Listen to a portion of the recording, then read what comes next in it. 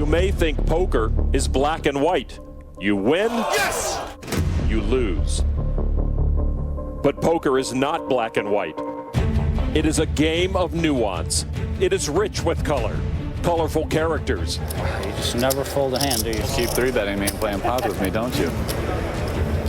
Who trapped who, baby? The color of money and the color of the bracelet. This event required a buy-in of $1 million. $1 million.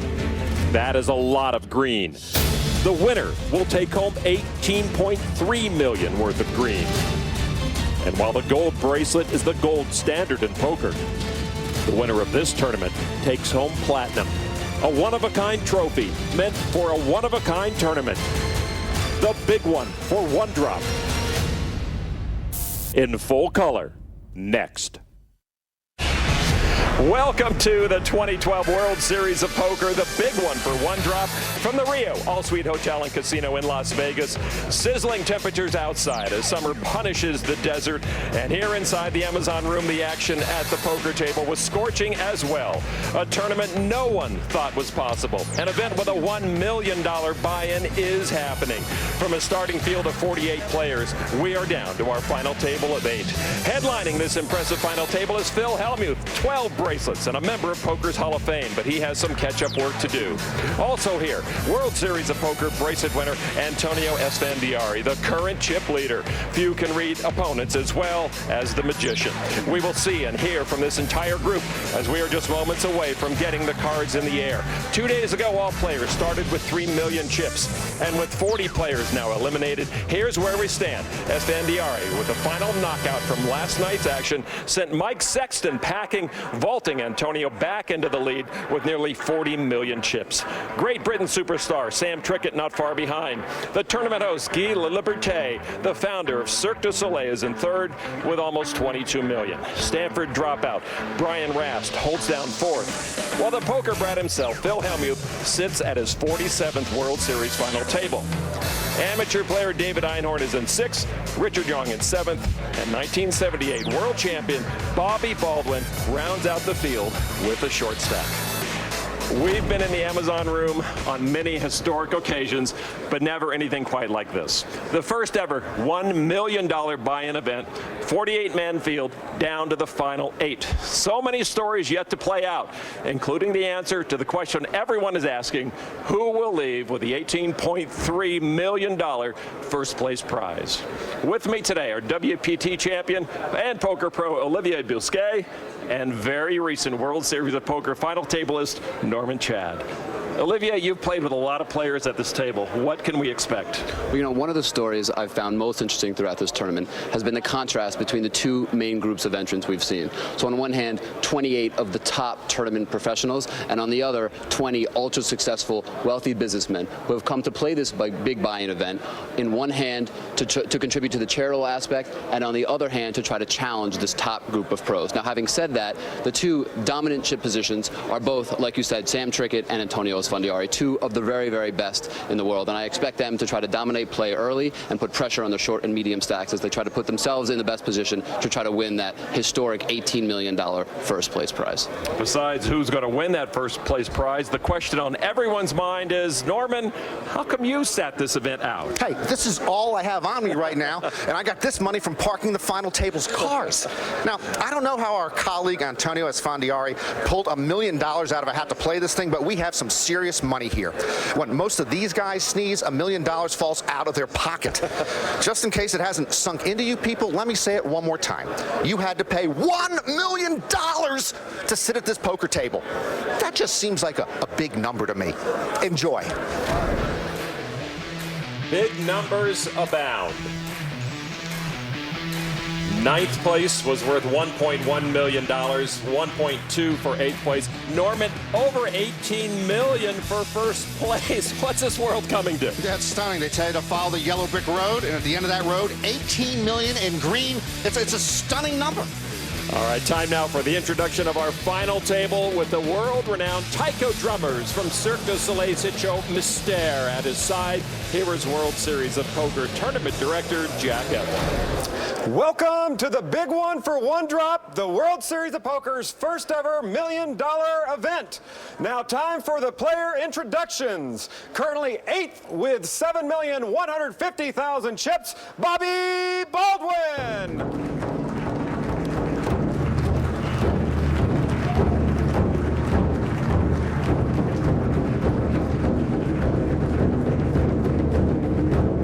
Seventh in chips with 7,475,000 chips, Richard Young.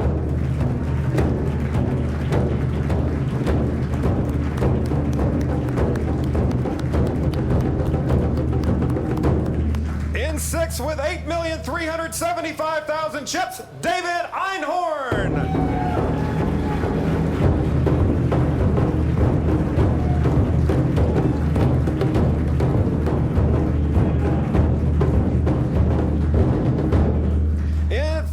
Chips with 10,925,000, Phil Helmuth.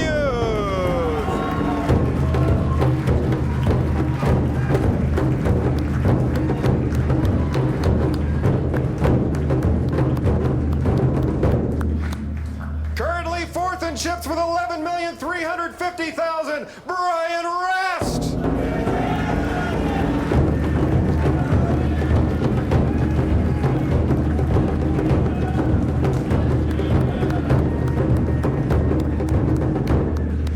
Third with 21,700,000 chips, Laliberte.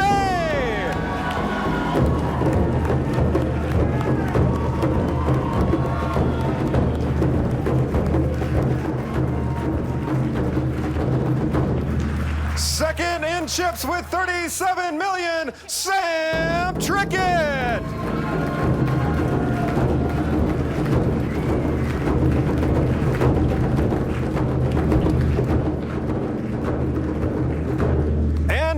Chip leader with 39,925,000 chips, Antonio Esfandiari.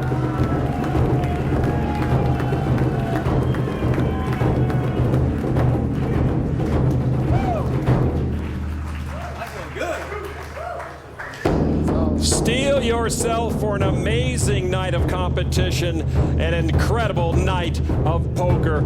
What an atmosphere here at the Rio. We will begin our final steps towards awarding the $18.3 million first prize in just a few minutes. Come on back. This is the big one for one drop.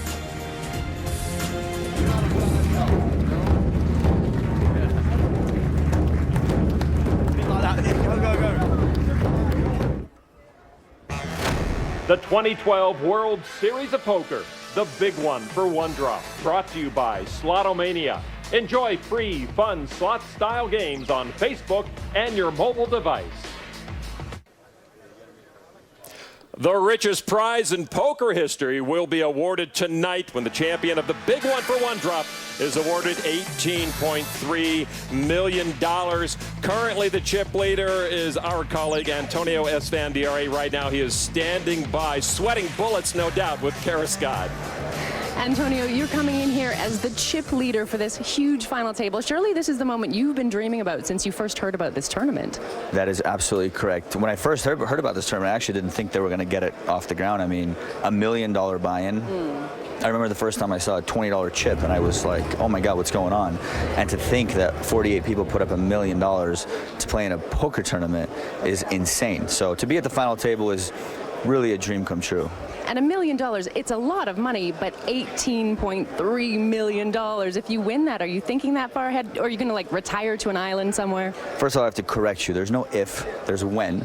So I'll let you rephrase the question if you like. Or we can when just go you with win. It. Yes, much better. When I win, no, I'm just going to take care of my family, you know, do things a little bit more, travel a little bit more, and take it easy.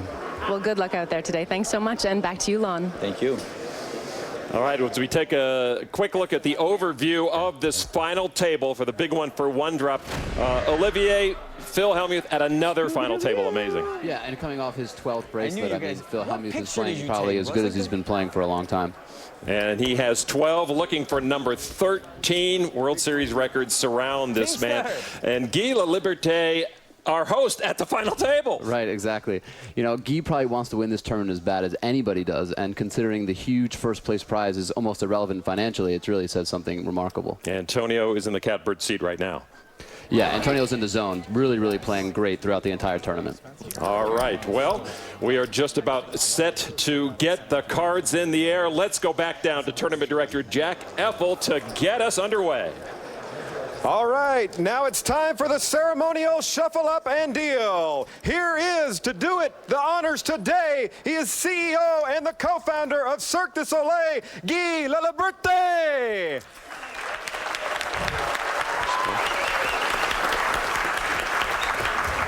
Thank you. Before we start, I just want to say thank you to all the 48 players that's been supporting this event. Congratulations to the last 8. This is the world's craziest poker game that's been organized so far. The big one for one drop. We raised over $5.3 million. Amazing. Thank you. Fantastic. So, but now it's time to play. So, guys, shuffle up and deal! Go for it! Yay!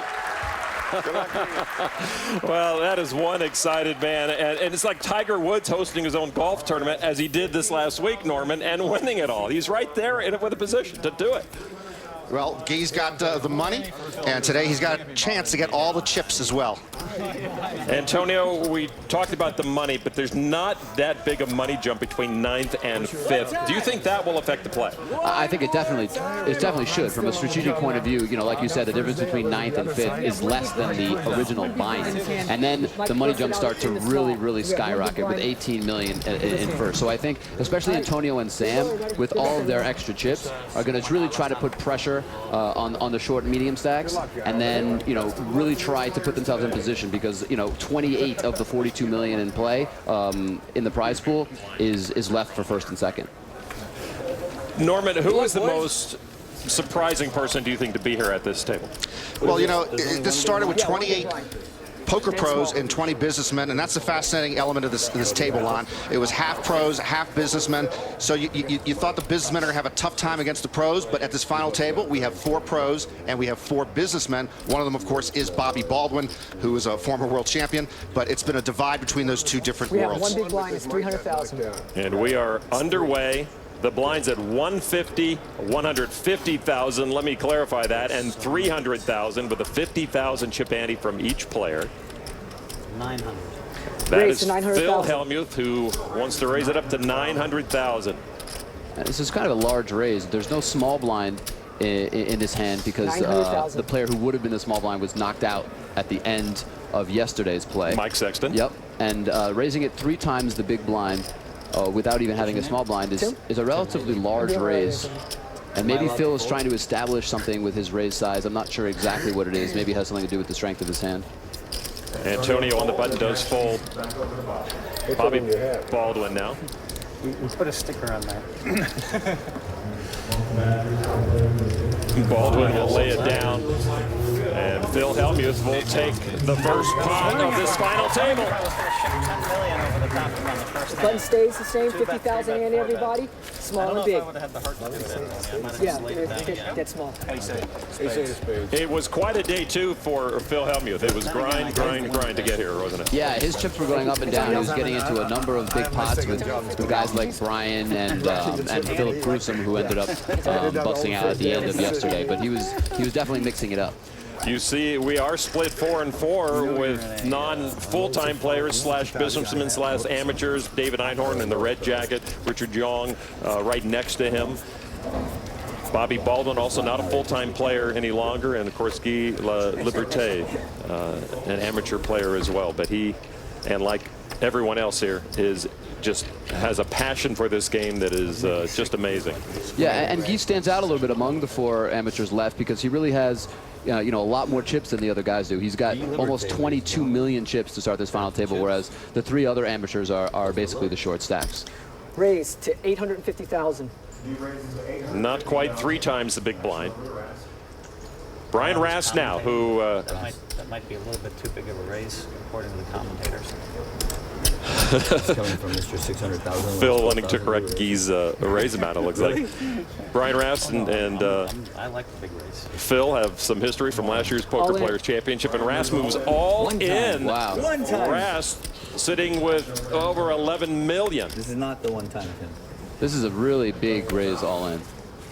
His good friend Antonio gives it up, as does Baldwin and Sam Trickett.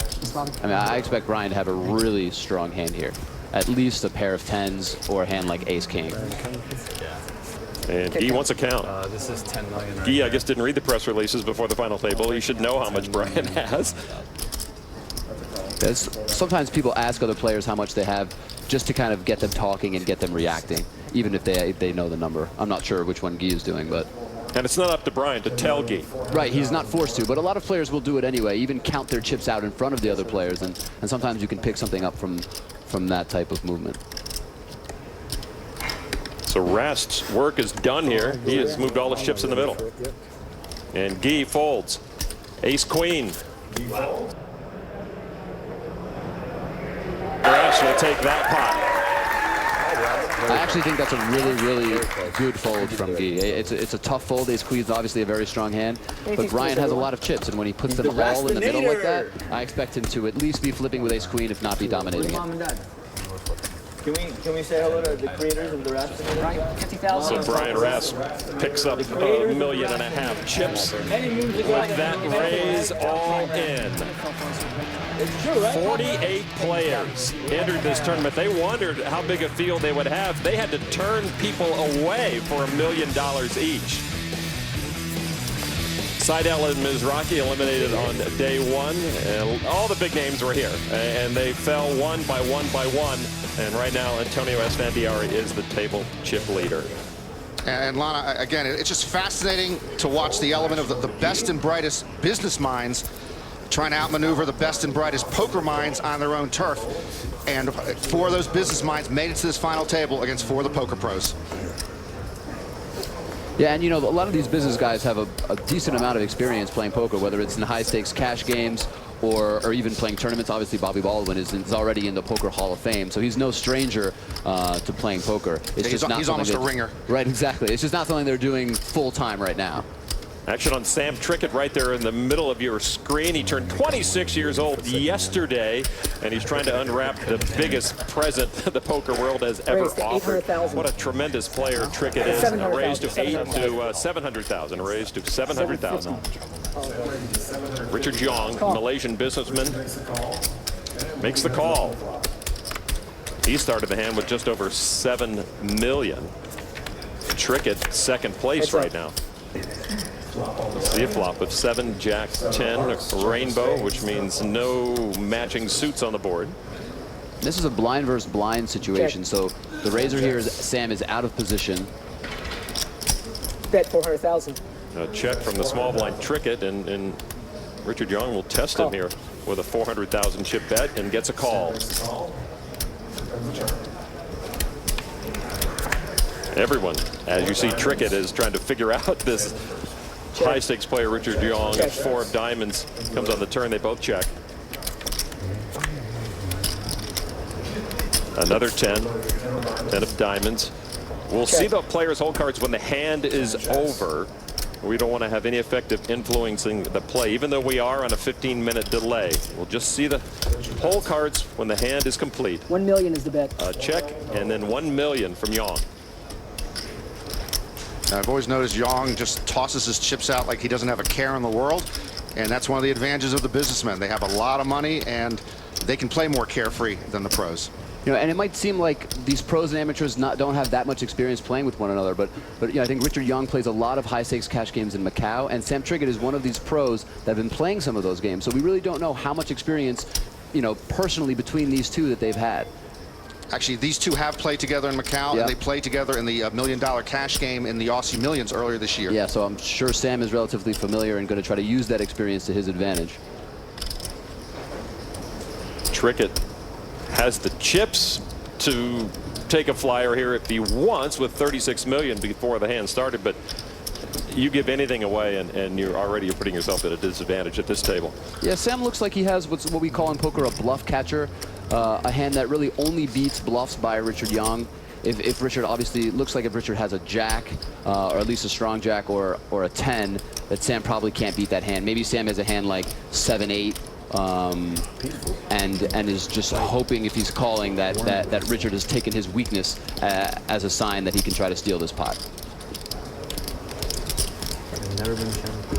Well, big moment for both of these players. I mean, Young has to wonder if Trickett would just turn around and re-raise them all in. Is that that type of hand? It didn't look like Sam was looking to do that. And the pot is considerably more important for Richard, considering his chip stack, than for Sam. Young had it. He had 3 10s. Trickett just with a pair of 7s. And so a very good fold by Sam Trickett. And Young had the goods. And he will pick up chips to move him to almost $9 million. You like the boom boom? You love the boom boom, huh? Still a long way to go. 144 million chips in play. As we said, he regularly plays the high-stakes cash games in Macau along with his son. And which probably makes some pretty interesting dinner conversations. Yeah, no kidding. Yeah, both Richard and his son Quan played in the Aussie Millions $1 Million cash game with some of the top pros, including Sam Trickett, Tom Dwan, Phil Ivey. It was quite interesting. All right, so this level melting away. We're still at 150,000 for the small blind, 300,000 for the big blind, and a 50,000 chip ante. As we mentioned, all players started with 3 million chips, down to the final 8. And there's your chip leader in the green, Antonio Esfandiari, who actually was slated to be our broadcast partner tonight. The last minute, he decided, I want to play. He felt he came up short in a recent tournament where he finished 3rd. And we're happy to have you here with us, Olivier. And what a boon for Antonio, huh? Yeah, I don't think I've ever sweated a player in another tournament as much as I sweated Antonio. Thrilled to be able to get this opportunity to do this with you guys. And Antonio really playing great. I mean, not just at the final table, but the chip leader there, you know, really in a great position to make this huge score. Trickett has the button in his hand. So here Brian opened in his Antonio 3-bet, which means re-raise pre-flop. And you know, Antonio and Brian are very, very close friends. They probably know each other's games as well as they know anybody's game here at the table. They live in the same building. Antonio almost responsible for Brian's first bracelet win last year, as Brian was coming back from a trip to South America and he wasn't going to play, and Antonio said, I'll drive you, I'll put you in the tournament, and he ended up winning the bracelet. And you know, Brian is in a little bit of an awkward chip position here. He has about 40 big blinds, and 40 big blinds out of position facing a 3-bet from an aggressive opponent is one of those spots that just, you know, professional poker players really have a tough time dealing with. He's called here out of position against Antonio, which means that he probably has a relatively strong hand. Maybe a hand like ace-queen, ace-jack suited, or a pair at least as high as 7s. All right, queen, king, ace. Ace-queen would be a nice hand here. It would be. But it would be a hand that, even though it's very strong, is probably not going to get a ton of action unless it's beat, to be quite honest. Both are Rast checked. Now Esfandiari, you see the yellow border around Esfandiari's name. That indicates he has the action. It's his turn to decide what to do. And if Antonio decides to bet this board, I expect he will, you know, he will not bet too big of a bet, since Rast's hands are kind of split between medium pairs and big cards like this. A lot of the time, Rast will really not have very much here and will have to just fold, even if he bets, let's say, 1.4 million, 1.5 million. 1.425 is the bet. 1.425 million after Rast had checked. And this is typical Antonio. I mean, if you hand him the action, he will hand you back a plate full of chips. Yeah, and it makes sense on this type of board that he would bet. I mean, he's re-raised pre-flop. He's representing, you know, big cards like ace-king or big pairs like queens, kings, or aces. And this just makes perfect sense for him to just continue this story, whether he has a hand or not. And we'll see this dynamic a lot, Norman, if they both stay in. Two friends going head on head. It looks like Brian is not going to fold his hand. So maybe he did have a hand more like, you know, ace-jack or ace-queen, or even a hand like king-queen suited. That's a call. Well, only the 4th hand of this final table, big pot brewing. 5 of diamonds on the turn. Check. Rast hands the action back to his buddy Antonio. And a turn bet here from Antonio would look incredibly strong if he bet something between, between 2.5 and 3.5 million. That would really put a lot of pressure on Brian. But Antonio does decide to check back and see the river here. Another diamond, 3 diamonds on the board. 9 of diamonds comes on the river. Check. Third check from Brian Rast into the chip leader.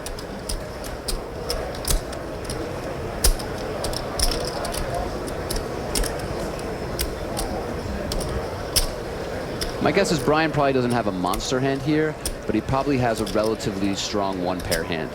Maybe a hand like Ace-Jack.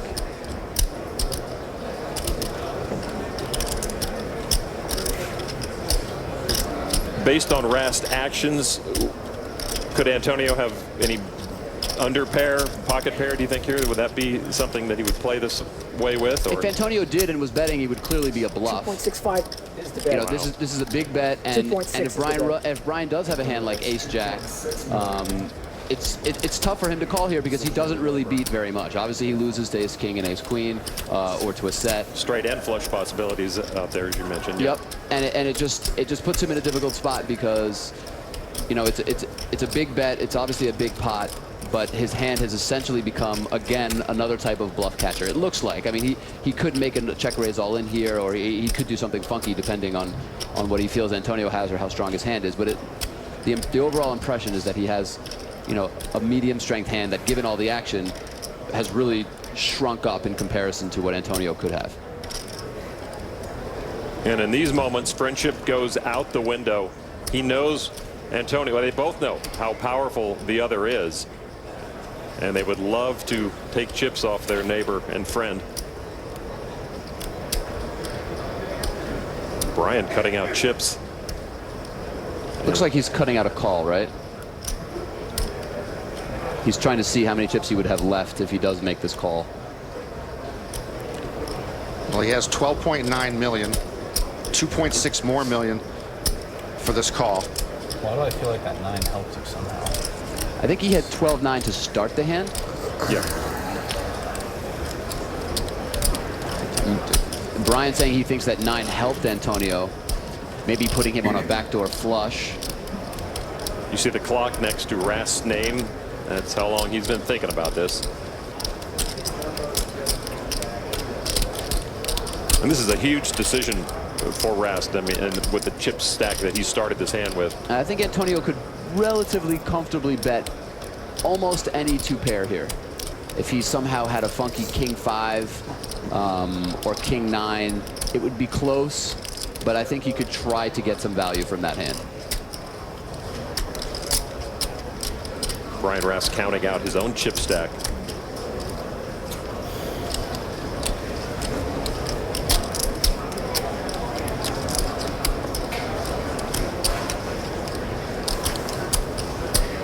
Quite a different atmosphere already at this final table that we saw early in this tournament, when there was a lot of camaraderie, a lot of laughing between the players.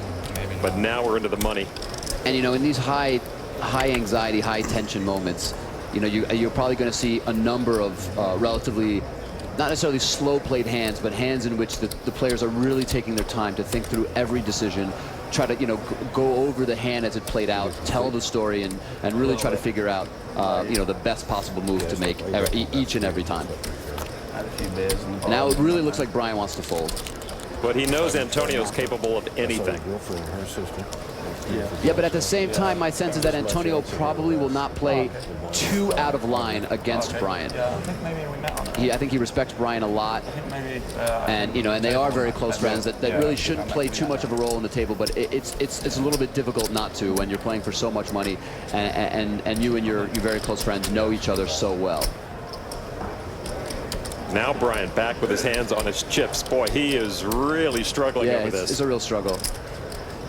I mean, it's a really important pot considering his chip position. you know, if he goes down to like 25, 30 blinds, or if he wins the pot and can get up to like 50 blinds, it really makes a big difference for his ability to maneuver throughout the rest of this final table. I'm going to go to Ibiza with him on the 6th. We're going to play for a week there in his house. Ibiza, Spain. Oh, okay. He's got a big house there. You know, that's one of the keys to tournament poker specifically, is putting players to really difficult spots. There's a fold.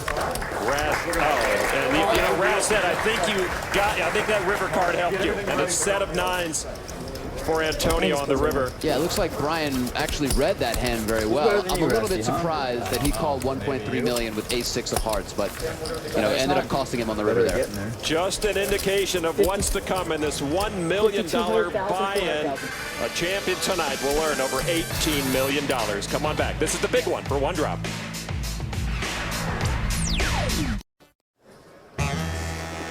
Welcome back to Las Vegas. You're taking a look at the Pinball Museum. 10,000 square feet of pinballs. Bring your quarters. All machines are available for visitors to play for 25 or 50 cents. What a collection of games from the 50s to the 90s. With a backdrop of the winner's share of $18 million. You see, we'll be on the air here with ESPN2 until 7 Eastern. And then on ESPN at 8 p.m. Eastern until we crown a champion tonight. And, of course, our World Series Tuesday night coverage begins July 31st. And behind the mountain of money and that beautiful Richard Mille bracelet that will go to the winner, Antonio Esfandiari leads the way with 43.3 million chips. I mean, it's just awesome to say something like that for Antonio. Yeah, and Antonio really hit a great river card with that 9, obviously giving him a set.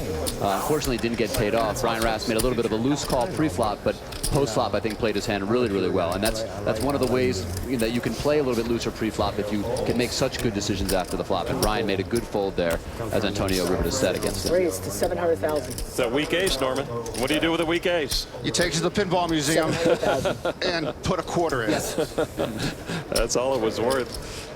David Einhorn, who has said he will donate all of his winnings to charity, as he did years ago when he finished 18th at the World Series of Poker main event. By the way, when pinball machines went from 5-ball to 3-ball, that's when I retired. And as an athlete, that was probably my strongest sport. You need every shot you can get, right? All right. You got to know how to do it. So you see the cards as Trickett will take that down. It looks like Trickett raised there with the 9-6 offsuit, which is, you know, that's actually a great hand to see early on because it's showing you just how aggressive Sam is willing to be. If he's willing to raise with 9-6 off, he's probably willing to raise with almost, you know, 2/3 of his hands, which is, you know, means he really came to play and is going to put pressure on his opponents to pick up hands or to play back at him. Folded to him in the cutoff. Right, and right. Then, which is, you know, which is obviously a good position, but still, 9-6 offsuit is a relatively weak hand there. Right, exactly. And Sam is the nominal young gun at this table. He's the youngest guy at the final table of 26, and the only 20-something left in this event. Yeah, and Sam just one of the, you know, ultra high stakes and just super, super tough players out there. For the people at home who don't know who he is, this guy is as good as it gets, playing high stakes cash games, has a ton of high stakes tournament success. Really, really tough player. Einhorn starting this hand on the button. Antonio raises the action to 950,000. Blind still at 150 and 300,000. So Antonio keeping busy, taking on the role of chip leader. And even there, you see Sam not instantly folding when Antonio raises, just kind of giving him a look, preparing for future hands they might play between each other. Let me correct myself. The blinds did go up very recently. We just had 17 minutes left in the previous level. Now it's more expensive to play. 200,000, 400,000, still a 50,000 chip ante. And Brian Rast wants to play with his buddy once again, making the call. It's the second pot in a row we've seen between Antonio, where Antonio has been the initial aggressor in position, and Brian calling out of position against him.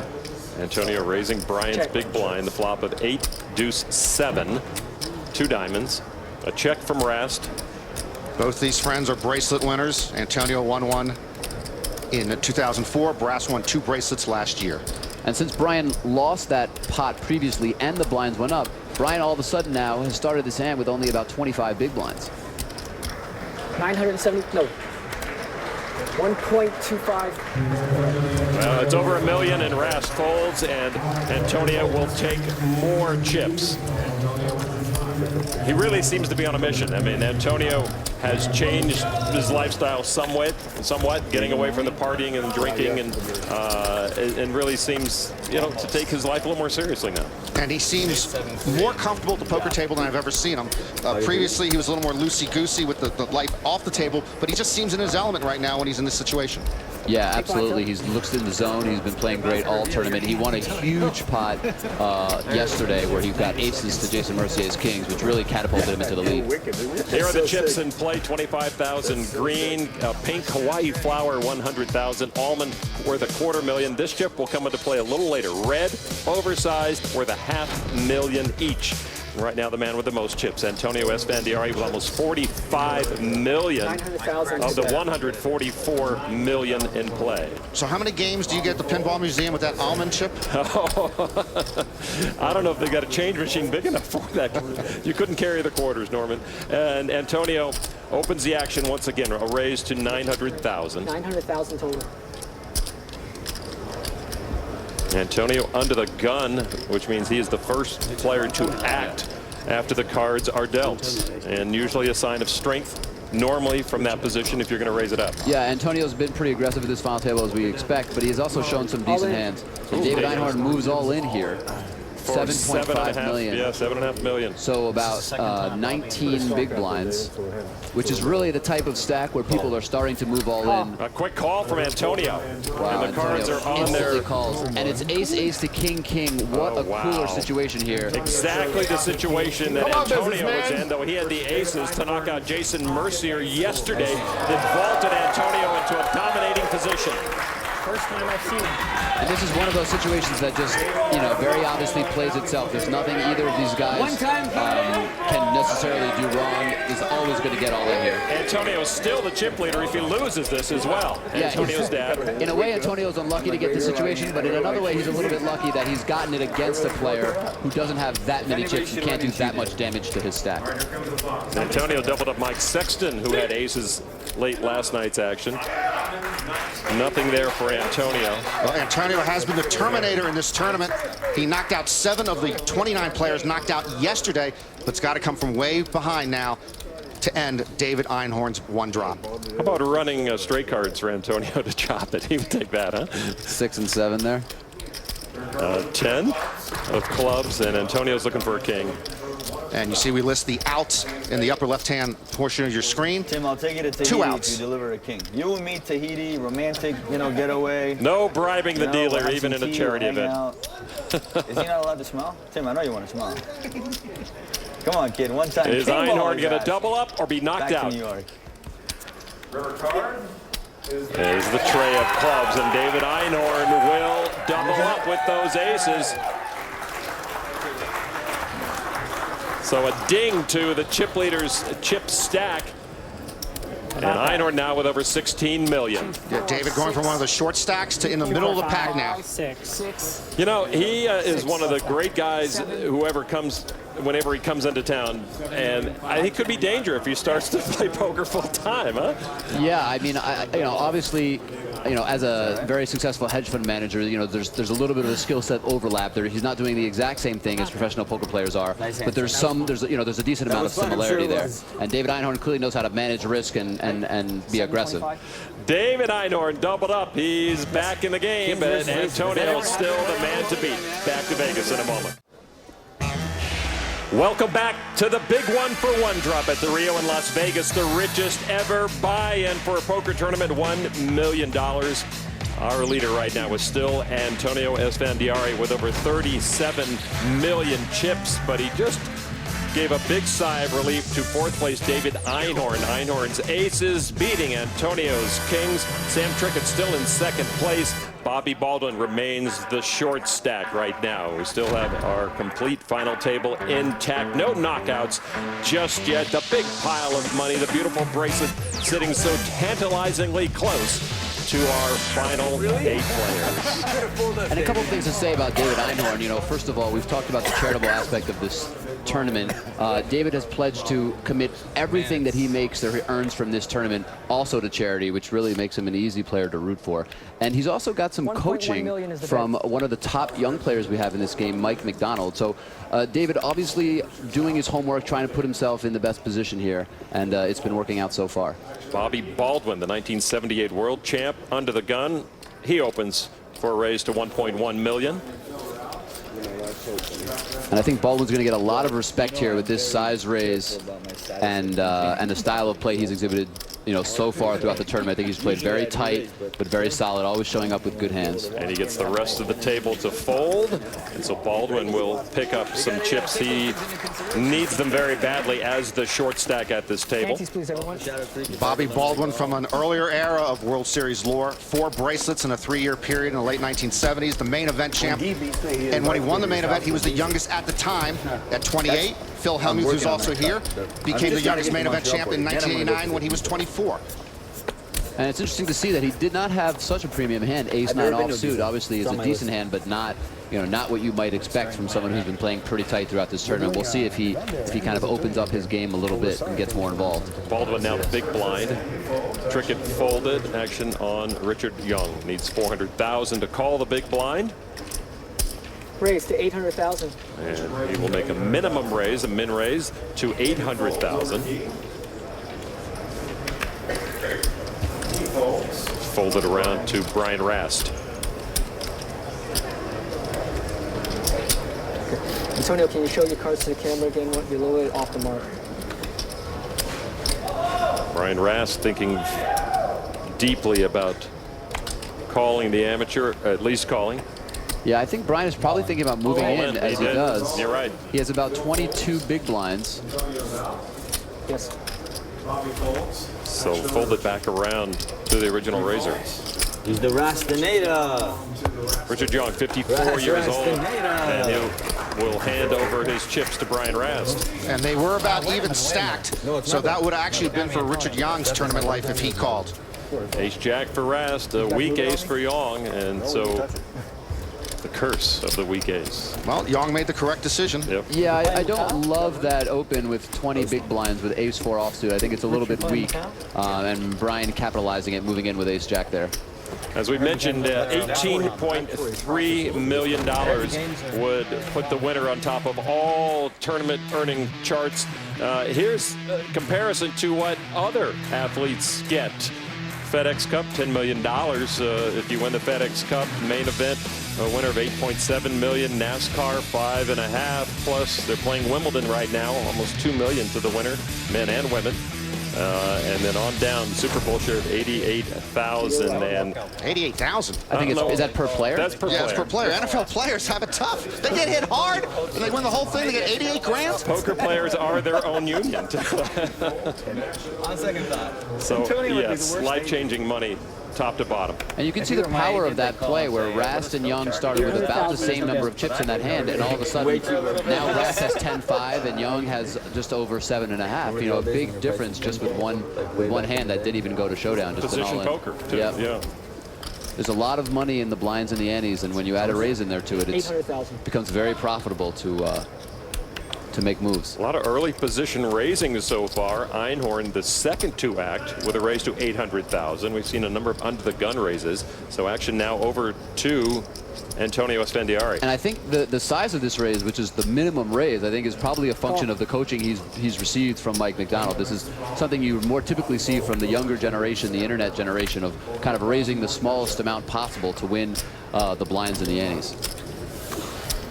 Thinking that the small amount gives you the same information as a bigger raise. Yeah, and it just gives you a good price. I mean, you can raise 800, somebody moves all in and fold, and then raise 800 again, and you probably have more chips than you had before that happened. So yeah. Antonio called deuce 9 king on the flop, a couple of clubs. David Einhorn. I mentioned, Olivier, that he is donating all his winnings to charity. He did the same thing in 2006 when he finished 18th in the main event. Nearly $700,000 all to charity. Einhorn out of position, meaning he is the first to act. 1.2 is the bet. 1.2 million. It's a strong-looking bet. It's a good size into this pot. Is there such a thing as stealing position in essence of what when Einhorn puts out the bet out of position? I mean, can he, in essence, take the action away from Antonio by putting that bet out and not waiting? Yeah, I think it's more a reflection of the fact that he's the one that initiated the aggression before the flop. He's kind of continuing it on the flop. What would you like me to do, David? And Antonio now, you know, trying to kind of get David to talk, get him to reveal some information. Einhorn's bet, known as a continuation bet, as you alluded to. Yep. What's option 4? Don't say anything. David, we're having friendly banter. You know what's going on? I'm not feeling the love anymore. You're actually having friendly banter. To be fair. Antonio with a one-way conversation. David Einhorn giving nothing up.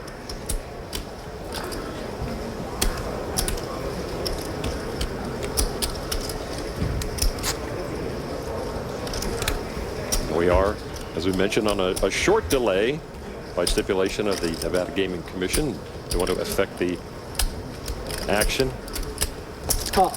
And a call from Antonio. So we've got a pot of $5 million. Einhorn started this hand with almost $16 million. 10 of hearts comes on the turn. David Einhorn first to act again. Check.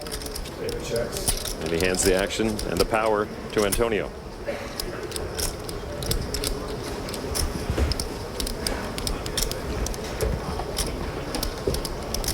What is Antonio thinking? Trap here, potentially? Well, Antonio's thinking that, you know, Einhorn has done the kind of, you know, the kind of standard beginning aggression of raising pre-flop and then making, like you said, a continuation bet on the flop. But now that the turn is coming, Antonio has shown some resistance.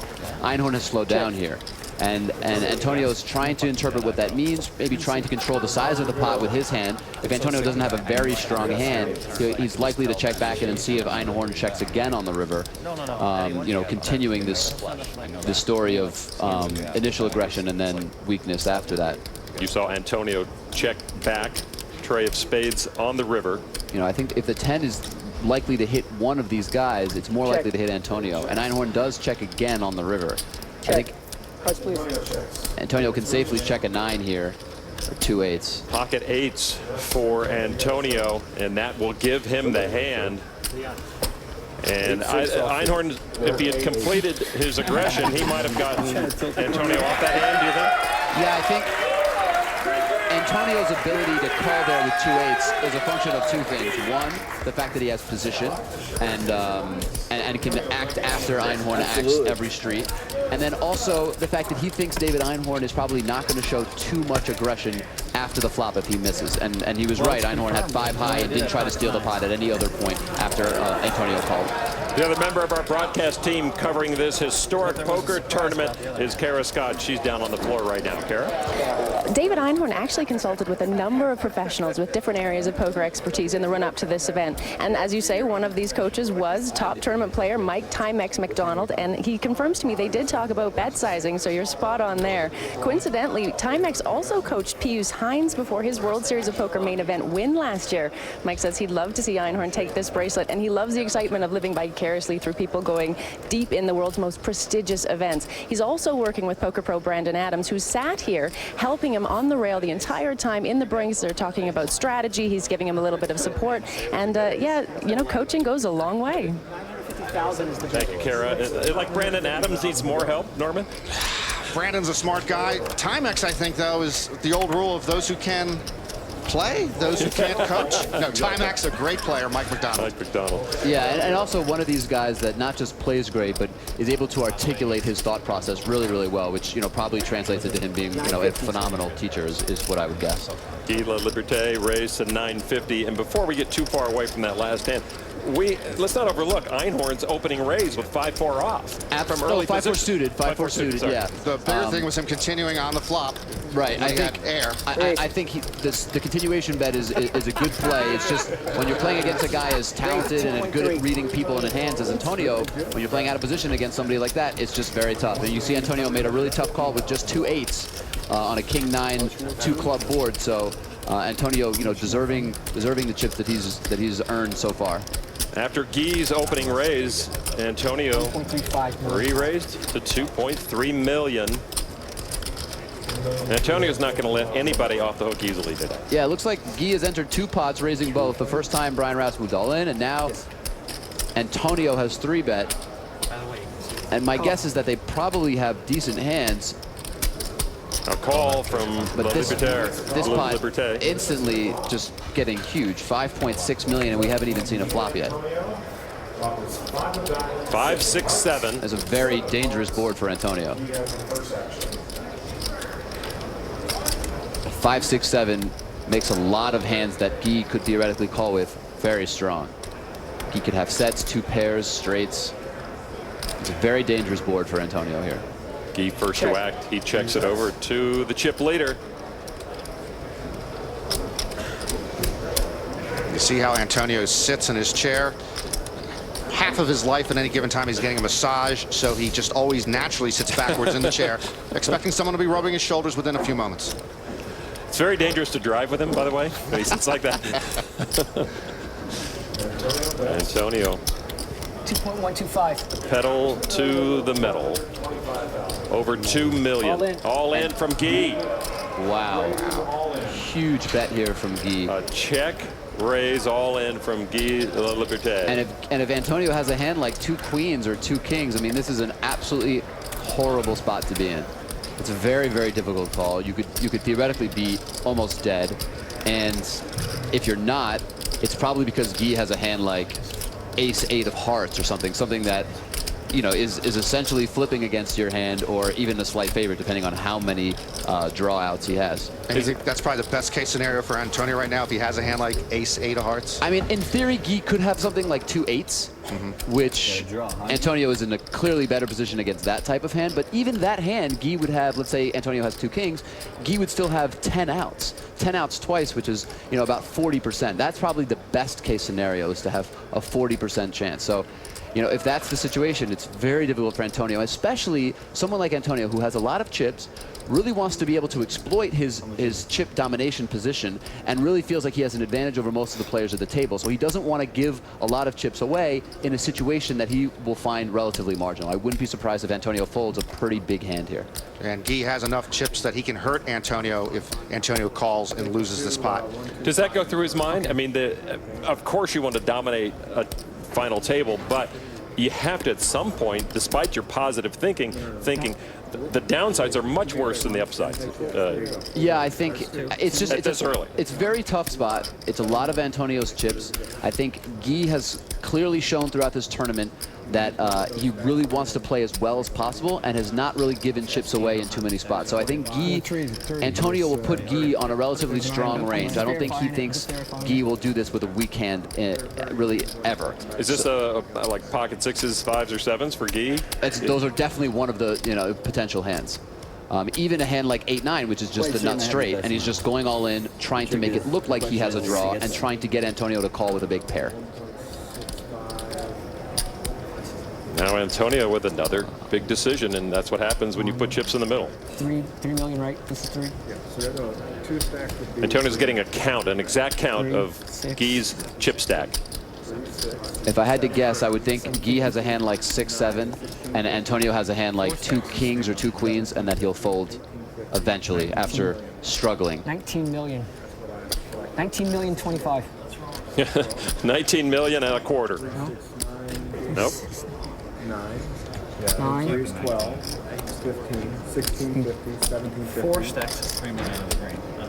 Yeah. Okay. You see how long Antonio's been thinking. 12, 750. Yesterday, Gus Hansen tanked for about 9 minutes in one hand. And by the way, in that time, the net worth of the players in this event rose $238 million. 15.25. Each? 0.25. 15.025. He's gonna crack. He's gonna crack. I knew he was gonna crack. Antonio trying to get some sign. Yeah, and Guy cracked. There's the clown nose that began his whole career. Guy looking very comfortable here, which is normally a sign of strength. Throw away the best hand. I think it's pretty clear that Antonio has a big pair. Laliberte will take the pot after Antonio folds. And he had the draw, right? They both on the draw. Antonio with the best hand. I have to say, both of those hands are relatively shocking to me. Yeah. Guy just with an 8, just with a naked 8 is a really, really weak hand. No and suits. Antonio just with 10-6 offsuit. I have to say, I'm not in love with the idea of re-raising Guy with a hand as junky as 10-6 offsuit. I think it's a really dangerous play. And I guess Guy picked up on something because he moved in with just an 8. That's so different gear from Guy than we'd seen in this tournament. Oh, yeah. I mean, I completely misread the hand. Antonio did have a pair, but obviously not a very strong pair. Well, as Antonio would say, whee! It is on here at the final table. Who knows what lurks in the next hand dealt. Back to Las Vegas in a moment. Welcome back to the 2012 World Series of Poker, the big one for one drop, the $1 million buy-in poker tournament worthy of fanfare. This is what the players and the fans were welcomed with. The taiko drummers from the Cirque Show Mystère. Sam Trickett now has taken over the chip lead. Antonio Esfandiari just got snookered by Guy Laliberte, who is in 3rd place. And you see it's a very top-heavy chip leader and chip count right there. The blinds right now at 200,000, 400,000, 50,000 chip ante. And after an hour of play, they're going to move up to $250,000 and $500,000. And our chip leader right now, the very strong international poker player from Great Britain, Sam Trickett. And Trickett knows how to get hold of a chip lead and hang on to it, Olivia. Yeah, and I think I'm still trying to get over that last hand, by the way, between Antonio and Guy. That was really pretty amazing. My sense is that that Sam probably won't get involved too much in those types of plays with kind of junky hands. Like Antonio and Guy did. I think he'll probably play a more narrow pre-flop range and have some stronger hands and then play them more aggressively. Trickett has lost 2 million chips just sitting here at the final table, and he's become the chip leader. Right. Antonio's really kind of swung up and down pretty wildly. Obviously, that big hand against Einhorn with kings to aces. Phil Helmuth with a raise to 900,000. And Norman, I'm hoping if Phil doesn't get any entrance ideas from the taiko drummers for the main event later on this year. Oh, he's already signed them on. Are you kidding me? They're living in his guest house after this event. All right. Gets a call from Einhorn. Trey 9-5. A check from David Einhorn and from Helmuth. 10 of spades on the turn. I think these are the types of spots that Phil Helmuth really thrives in. He's in position against a player that I think he has a good sense for how he's playing against. David Einhorn. King of clubs on the river. Einhorn looks like he wants to bet the king. Phil Helmuth starting the hand with almost $10.5 million. Einhorn with almost $14 million. A bet from David Einhorn. 1.5. 1.5 million from David Einhorn.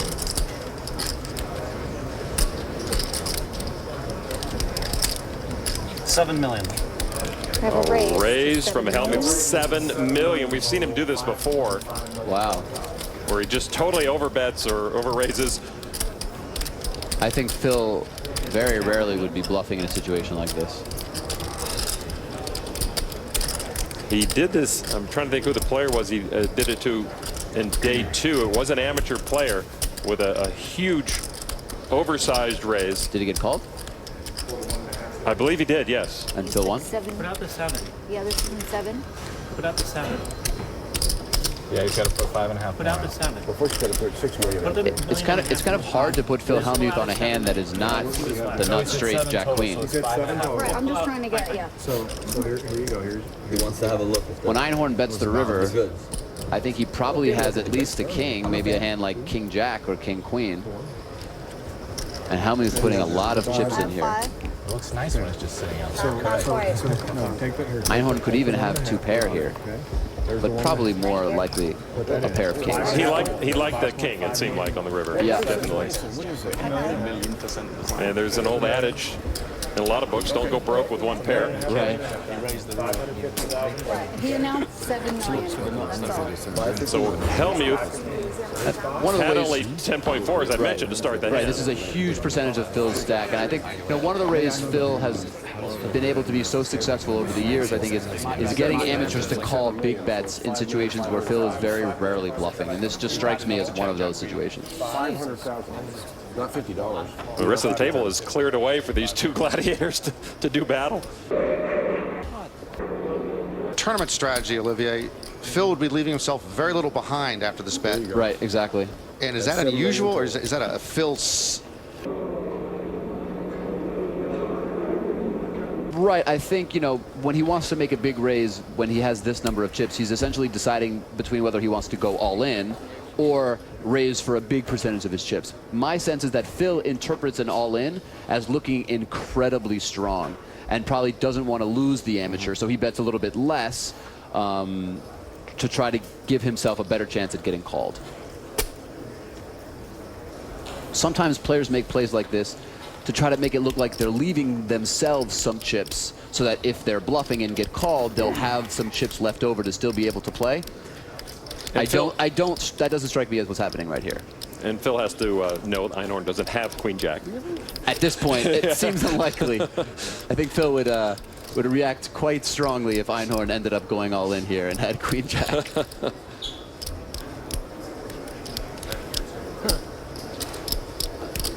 So another huge moment for both players involved in the hand. 2 rounds to get $1.5 million bet out of me. And even if you're, Einhorn and you have a hand like pocket threes, this situation is, which is such a strong hand. Obviously, a set is such a strong hand. It's still not an obvious or easy call. And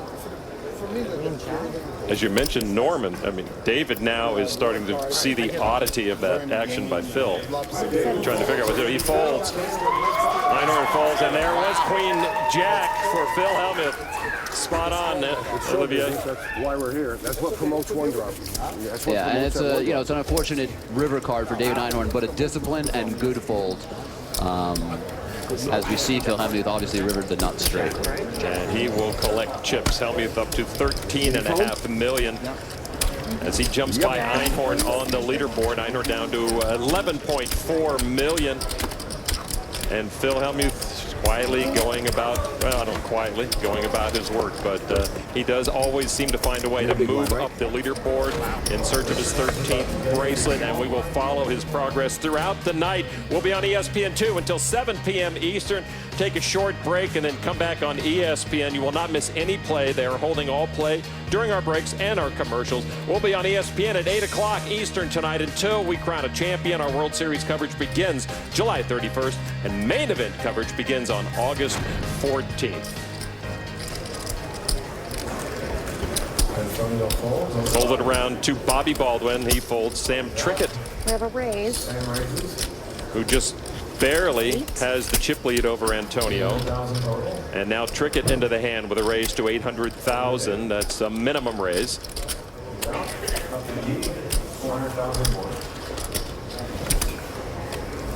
Guy Laliberte. Ever play a hand together, Sam? Yeah, it's the first one, right? About time. Well, we've had a bunch of confrontations with gazillionaires versus card sharks. You'll know in 8 minutes or something. That's All right, heads You'll up. know in 8 minutes. So you wanted to tell me? 9 King 8. Couple of clubs.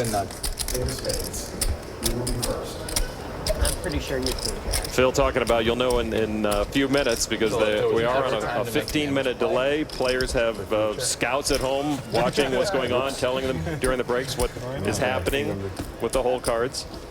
And it's an even table for everyone. I'm sorry. Everyone has access to that. It's going to be the best. But the question is, can certain players utilize that information better than others? And my sense is that that will probably help the professionals more than it will help the amateurs. It's obviously a completely new feature of tournament poker. It's never existed before, this dynamic. And it's obviously a function of this great broadcast we're able to bring, live to the viewers. But it does change the play at least a little bit. Guy with a bet of 550,000, and Trickett's not going anywhere. A raise to $1,650,000, and Guy with a quick call. And this pot ballooning pretty quickly.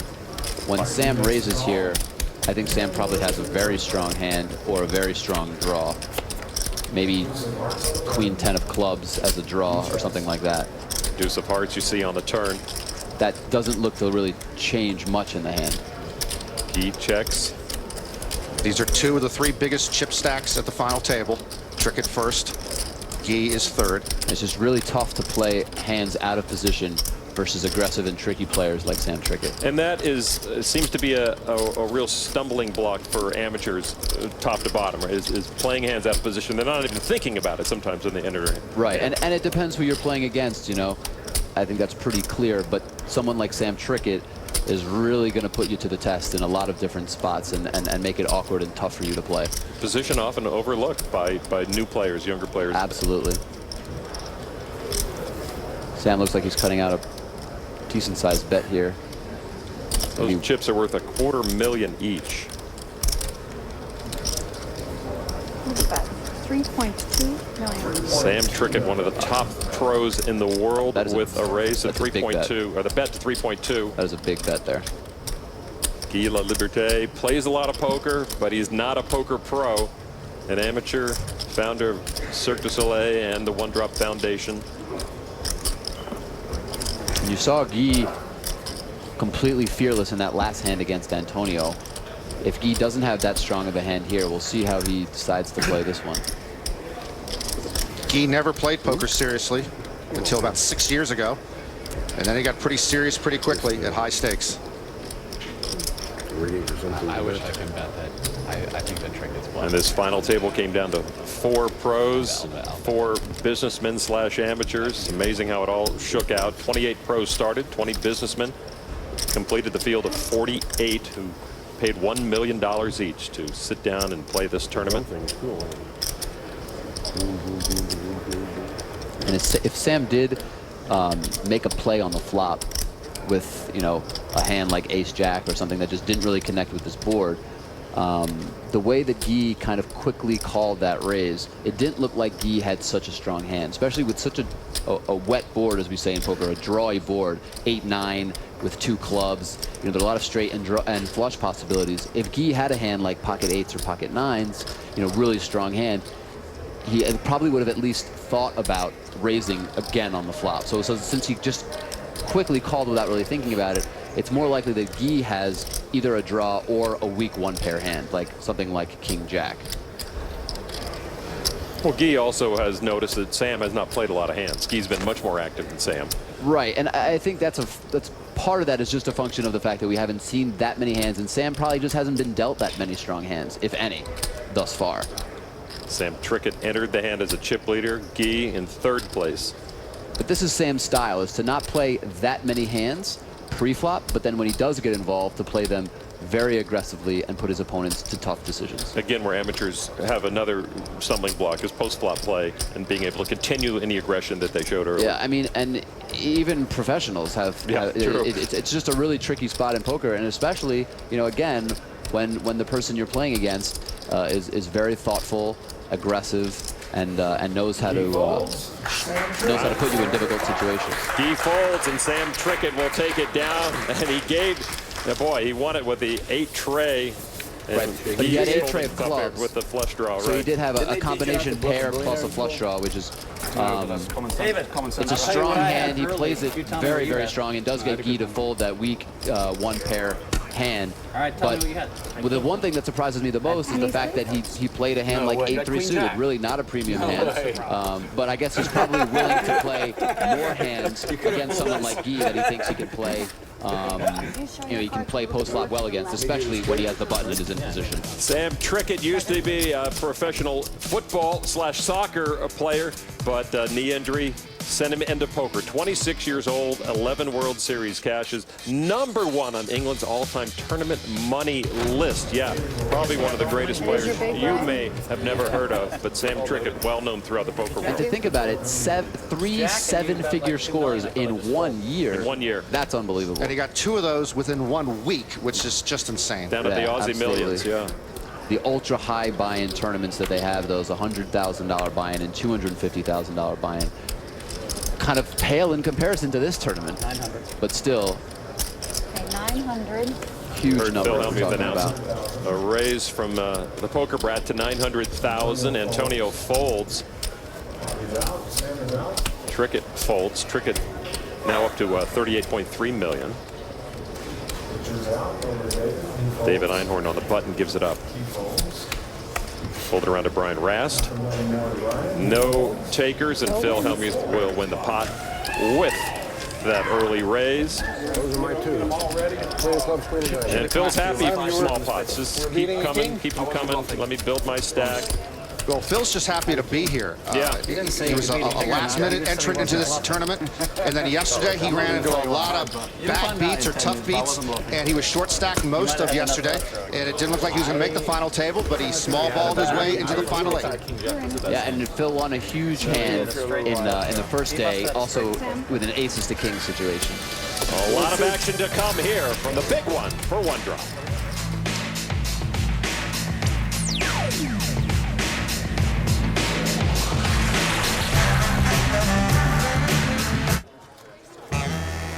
Welcome back to Las Vegas. A few unlucky players did not get to see their $1 million go very far. 2010 main event champ Jonathan Duhamel, Elke Grossbellier, Michael Mizrachi, and even the high roller favorite Eric Seidel failed to make it through day 1. On day 2, powerhouses Phil Ivey, Daniel Negreanu, Tom Dwan, and Phil Galfond This will be the time. said their goodbyes before the dinner break.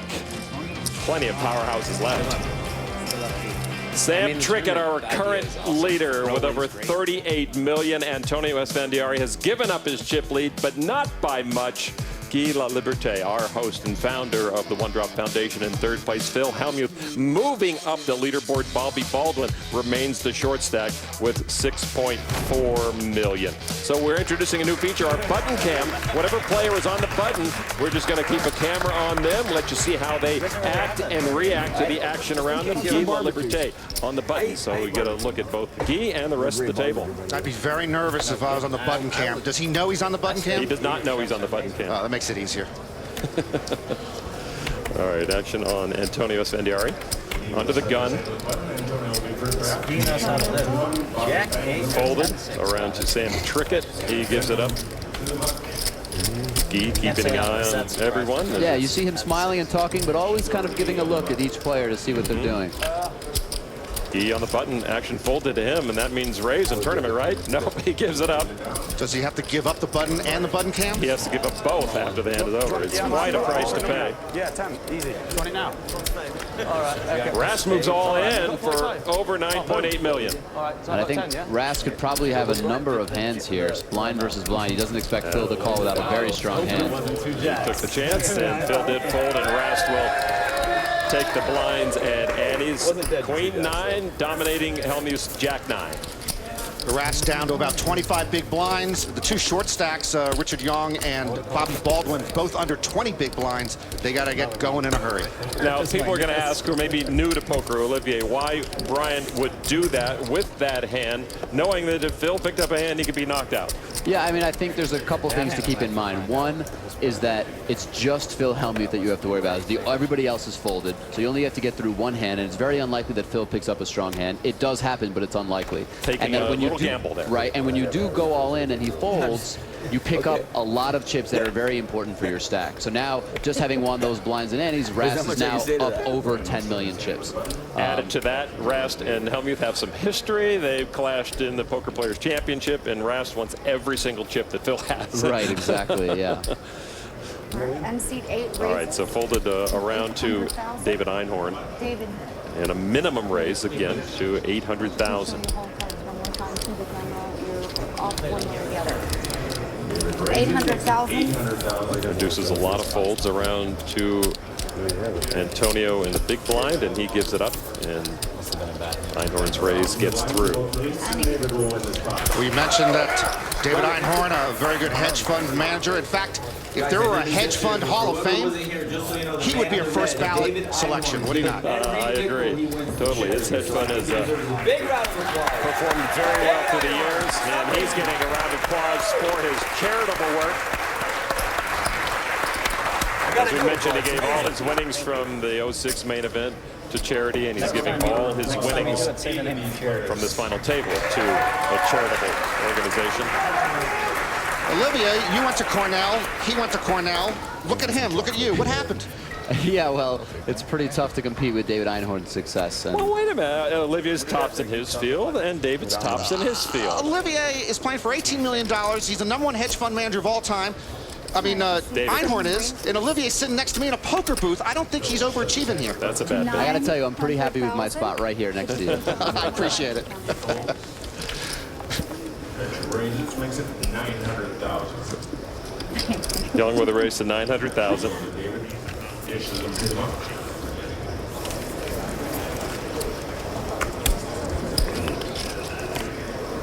Actions over to Antonio in the small. Action over to Antonio. Young's been pretty quiet. About 6 million? Yeah, since he raised with that ace-4 and Brian Rast moved in, I think he hasn't played a hand. Probably a function of the fact that he hasn't been dealt much, and that he just doesn't have that many chips. Young starting with almost 6.7 million. Antonio essentially committing to Richard Young's stack here. 2.5. So a raise to 2.5 million from Antonio Esfandiari. Actions back over to Richard. Antonio raised 2.5. So back to Richard Young now. The amateur from originally from Malaysia, lives in Macau. This is something you would player. normally not expect from a professional who has this many chips to be able to call a re-raise from Antonio to 2.5 million. Antonio was clearly not expecting that. Did Antonio say he's very nervous? He just called? Yeah, and I actually don't agree with that from Antonio. I think Antonio made it pretty clear he was going to call Richard Young's all-in if Richard Young had moved all-in. So I think if Young had a very strong hand, he would have just moved all-in, expecting Antonio to call. So I don't think that means that Young has such a strong hand, but he clearly has something that if he hits the flop or enjoys the flop, he's going to go all-in with it. Who hits that flop with that many chips in the middle? 8-2 score. I think Antonio is probably going to commit to Richard Young's stack. I don't think Antonio will bet and fold here. Action on Antonio. He's just going to have to decide how much he wants to bet. Is it 3? It looks like a lot more. Is it like 5? No. You started the hand with 6.6. It's got about. So he should have about 4. 2.5 in, right? I mean, Antonio could bet like 1.5 million, trying to get Richard Young to move all in, or he could just put all of, put enough chips in, like just bet 5 million and commit to Richard's stack. He's going to have to decide which one he wants to do. I don't expect Antonio to bet and then fold if Young moves in. And Antonio wants to see Richard count his stack too and see if he can pick anything up. 3 point. And Richard could have done this play. He could have called here with a hand like 2 7s or 2 9s and just all in. There you go. And wanted. No, he looks like he didn't do that. Looks like he had more like King Queen or Ace Jack or something and wanted to try to hit Richard Young folds Ace Queen. Antonio with King Queen gets the better hand to fold. And this is one of the reasons why you don't see professionals making this type of play if they're Richard Young, is because Antonio was willing to commit to Richard Young's stack with a hand as weak as King Queen. But now that he didn't hit a pair on the flop, Richard Young has to fold, and Antonio wins the pot with the worst hand. Richard now the short stack sitting next to David Einhorn, who has almost 12 million chips. David Einhorn, a hedge fund manager and multi-millionaire, has found success in poker as well as in business in 2006. As we mentioned, he had a terrific run in the World Series of Poker main event. David Einhorn pushed in with 2.3 million chips after getting a pair of queens on the flop. There's over 7.5 million chips in the middle of the table. It's another ace, and that closes it out in a tidal wave of chips going to Einhorn as we wait for the river card. River card is an 8. Yes, baby. Congratulations. Still got him now. David wearing that hand-printed sweatshirt of handprints of his family, and he really made an impression on the poker world that year with his play and with what he did with the money, Norm. Yeah, it's hard to root for people who are that rich, but he was easy to root for. He was set to own a share of the New York Mets last year, but that might end his winning streak. That's a blessing in disguise. What was he thinking? The Mets? It's a nice stadium. Antonio opened with a raise to $1 million. Sam Trickett with the call, 600,000 more from the big blind. Ace, 6, 8, a couple of clubs.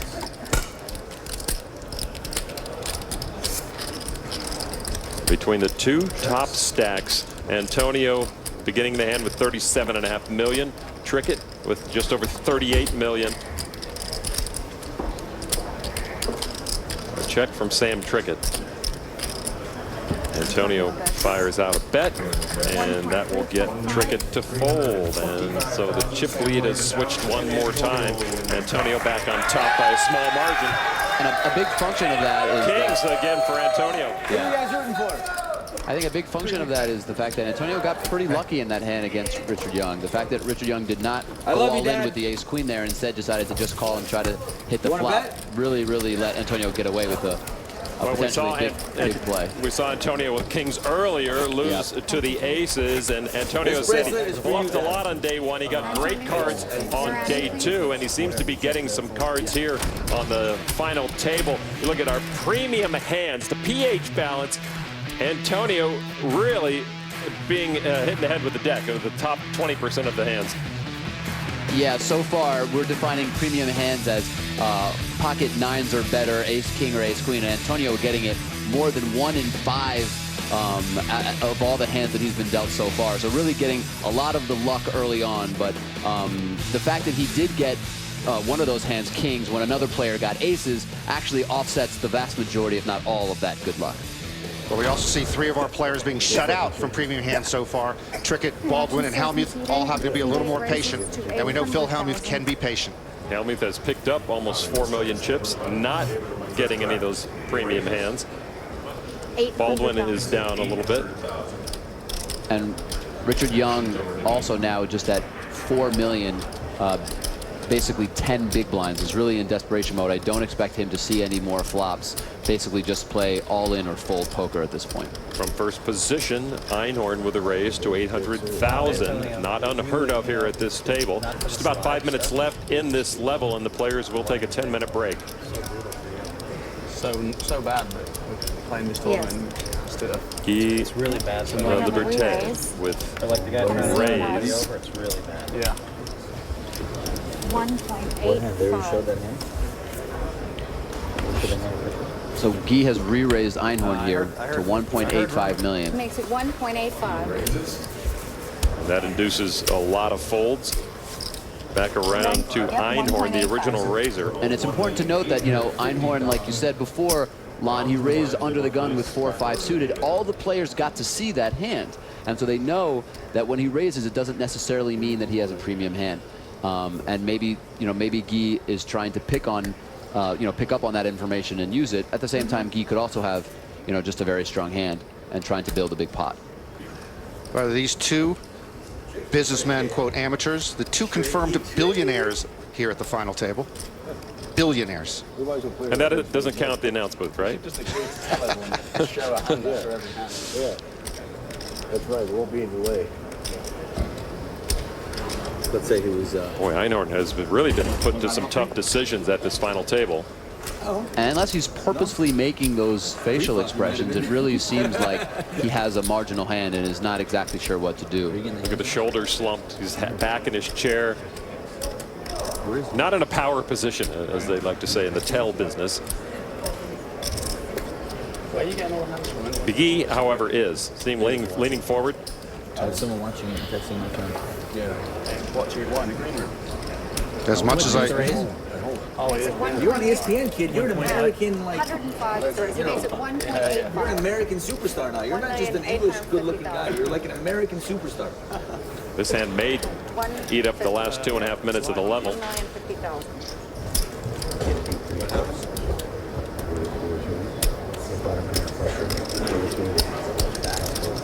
I'm all in. You heard it. David And announces all in. maybe Einhorn was giving off that kind of false information on purpose to try to disguise the strength of his hand. Now that he's gone all in, it seems like it's a little bit obvious. Quick fold from Guy. But it looks like he didn't have much of a decision. Not to steal from a billionaire? I don't know what you want me to do. David Einhorn will take that pot. He got Guy to put in almost $2 million with his raise, and then eventually got Guy to fold. Yeah. So well played by David Einhorn. Yep. Strong play there, and a nice addition to his chip stack, adding about $2.5 million to a $12 million chip stack. So that's approaching $15 million now. Back in fourth place is David Einhorn.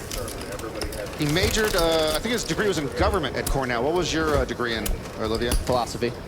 Oh, that explains everything. What were you going to do with a philosophy degree? Open up a philosophy store? I need to have some He did nothing in college. He worked. Philosophy is a very worthwhile degree. I think it helps you analyze and think about situations. You got him on his heels. Keep A lot going. of philosophy majors end up going to law school, actually.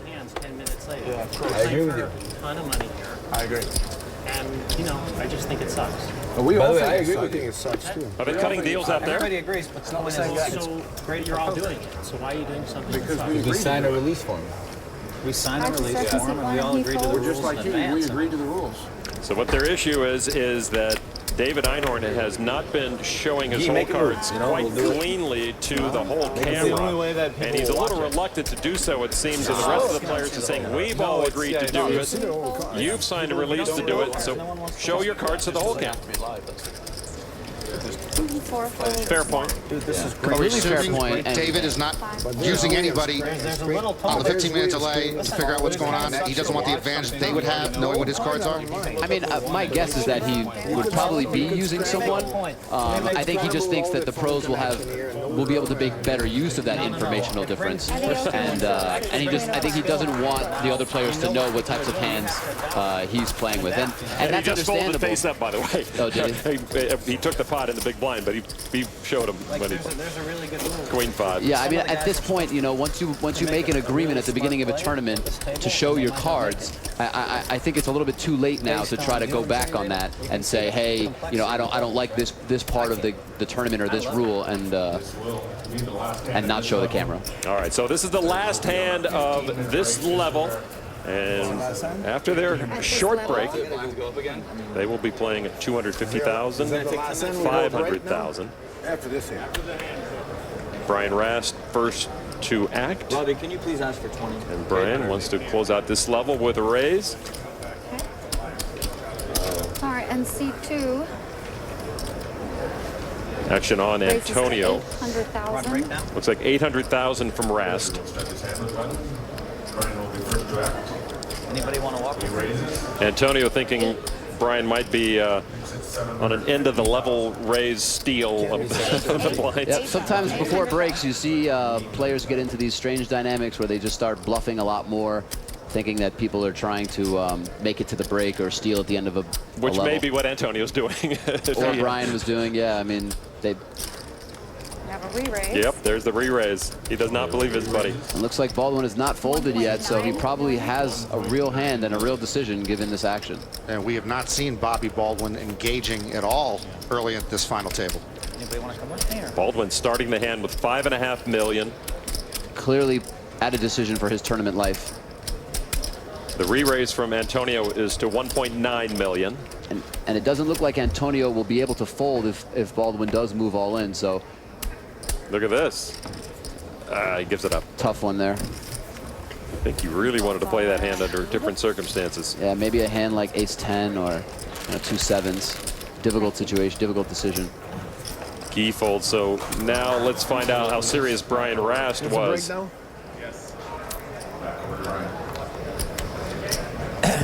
And at 1.9 million, So sick, kid. I've opened like 2 pots. Brian probably feels like he has to either move in or fold here. It's tough to call with his chip stacks. Pretty brutal.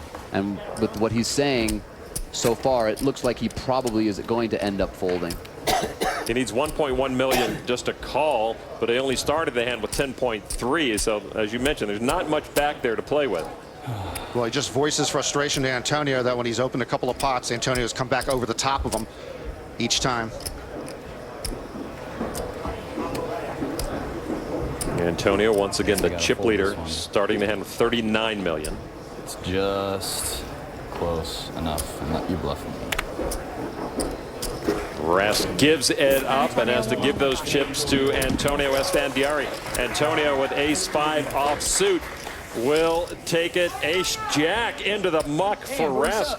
Rast was not fooling around, Norman. No, Rast knew he might have the best hand, and he did reluctantly give that one up. And Antonio is the one with the big stack, playing the bully at this final table. He lost the chip lead, and now he is back there. Antonio Esfandiari with almost 41 million chips. We're going to take a short break and come back to the Rio with more coverage of the big one for One Drop.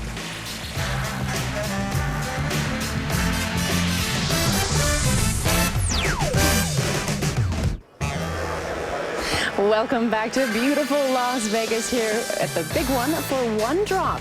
We're here at the Rio taking a look at this amazing $1 million buy-in tournament. I'm joined by Phil Helmuth and Olivier Bousquet. Let's take a look at the chip counts as they stand at the moment. It's been quite an interesting first level that we've been looking at here. Obviously, Antonio Esfandiari started as the chip leader. He is still the chip leader. He's had a bit of an up and down. Sam Trickett and Guy Laliberte. So not a huge amount of a change there in the chip standings as they are, right? Yeah, totally. I mean, and Antonio did get a little bit unlucky having 2 kings to Einhorn's pocket aces, but he's won a number of other pots and been able to maintain his chip lead.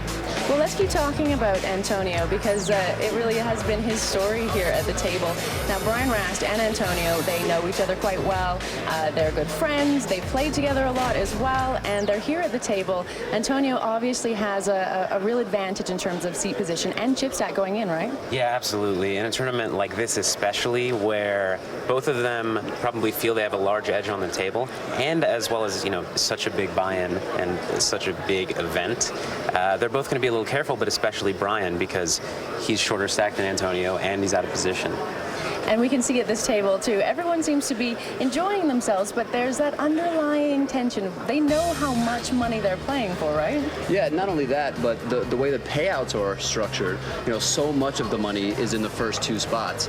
You know, it really puts a lot of pressure to try to get all of the chips at the table and really make as deep a run as possible, because the difference between 9th and 5th, for example, is less than the buy-in, but 28 of the 42 million in the prize pool is relegated to the first 2 spots. And do you think that everyone at the table has that in mind? I mean, we've got half professionals, half businessmen. Are they all thinking about, you know, going all the way through, not just ratcheting up? I think that especially some of the businessmen would really just like first, which is actually convenient because the structure kind of dictates that you play for first. The pros certainly have the structure in mind and are playing for the top-heavy structure for second or first. Well, let's take a look at the payments. There's a lot of money at stake here. Obviously, we're looking at $18.3 million for first place, $10 million for second, third is $4.3, and then it does really drop off quite a bit. So how, Olivier, do you think this is going to be affecting some of our players? Well, again, like we said, you know, it forces players to take more chances, you know, be more aggressive because they really want to go for the first 2 spots. I totally agree with what Phil said. I think the pros will be much less disappointed with second place compared to some of the amateurs who are really just playing for the competitive aspect, really just playing for the win, because the money difference really doesn't make, you know, any real difference to them. Okay, well, coming up after the break, a closer look at the most intriguing player from this final table, a remarkable story of a man who went from clown to CEO. Welcome back again here in Las Vegas for the big one for One Drop on ESPN. It's an amazing final table for an incredible event with a huge amount of money at stake. Antonio Esfandiari, a professional poker player, is at the top of the leaderboard at the moment, but also doing very, very well is Guy Laliberte. He is an amazing man with an incredible story as well. Guy Laliberte is a poker player, owner of Cirque du Soleil, philanthropist, happy camper, do a lot of things. And once in a while I go in space. Because of his love of poker and flair for the dramatic, what more perfect venue than the World Series of Poker for Guy to combine gaming and charity on a level never before seen. The poker community is fundamentally a very generous community. There's always somebody bringing a cause, and you see the poker player just chipping in and giving some things. More money we raise, more life we save, more people we help to organize themselves for the future. The idea came many years ago, again, around tables with ice stake poker. Many people were talking in the community saying when this big event will happen. So we started to give a couple phone calls, and I got a great answer right away from about 10 people, which gave me confidence that maybe this will be possible. I'm overwhelmed by the support of the players. Hopefully we'll be able to carry on like that year after year or every 2 years, but so far I'm very happy. When you put this into context like that, it is such an incredible event, but there is so much more going on. And, you know, a lot of people in the poker world, they didn't think this was actually going to come together, $1 million buy-in tournament. Did you have any doubts? Once I heard that it was announced, I didn't have any doubts, but a year ago, I didn't think it'd be happening anytime in the next 5 years. And what does this mean for the poker world, doing something so big, so incredible? Yeah, I mean, I think it's really great for poker because it's the combination of, you know, the high intensity and high level of competition with, you know, such a great cause and raising such a huge amount of money for charity. And I think it's been so successful that I actually wouldn't be surprised if something similar to this actually gets done again. Well, he is an incredible guy, and he's probably the only person that could have put all of this together and made it happen. We're going to break. Stay tuned. We'll be right back. We still have a full final table here for the big one for one drop. It's all kicking off. The chip stacks, they're a little different from when we started, which we would expect, but the chip leaders are still up there at the top. Antonio Esfandiari with over 40 million in chips. Richard Young and Bobby Baldwin both still at the bottom and kind of struggling a little bit for chips. But the real story has been what's been going on between Brian Rast and Antonio Esfandiari. There's two amazing players, and Sam Trickett as well, one of the top poker players in the world. Let's take a look here. This is Esfandiari and Trickett. And what do you make of this chip tracker, Phil? As you can see, and as I expected, Antonio is going to fluctuate a lot because he's in a seat and a chip position to play a lot of hands and to play them aggressively, and he's going to use that position to try to push people around, but with that comes some variance. Absolutely, and Olivier, Antonio has obviously come in all guns blazing. Would you expect to see the same? Yeah, I did expect it, but at the same time, you know, we saw earlier that Antonio's been dealt a higher percentage of premium hands than most of the other players, so that combination has really forced his hand a little bit, and that's why we see him so much involved. Okay, well, it is all kicking off here at the final table. Make sure you stay tuned. We're going to rejoin play after this here at the Rio in Las Vegas.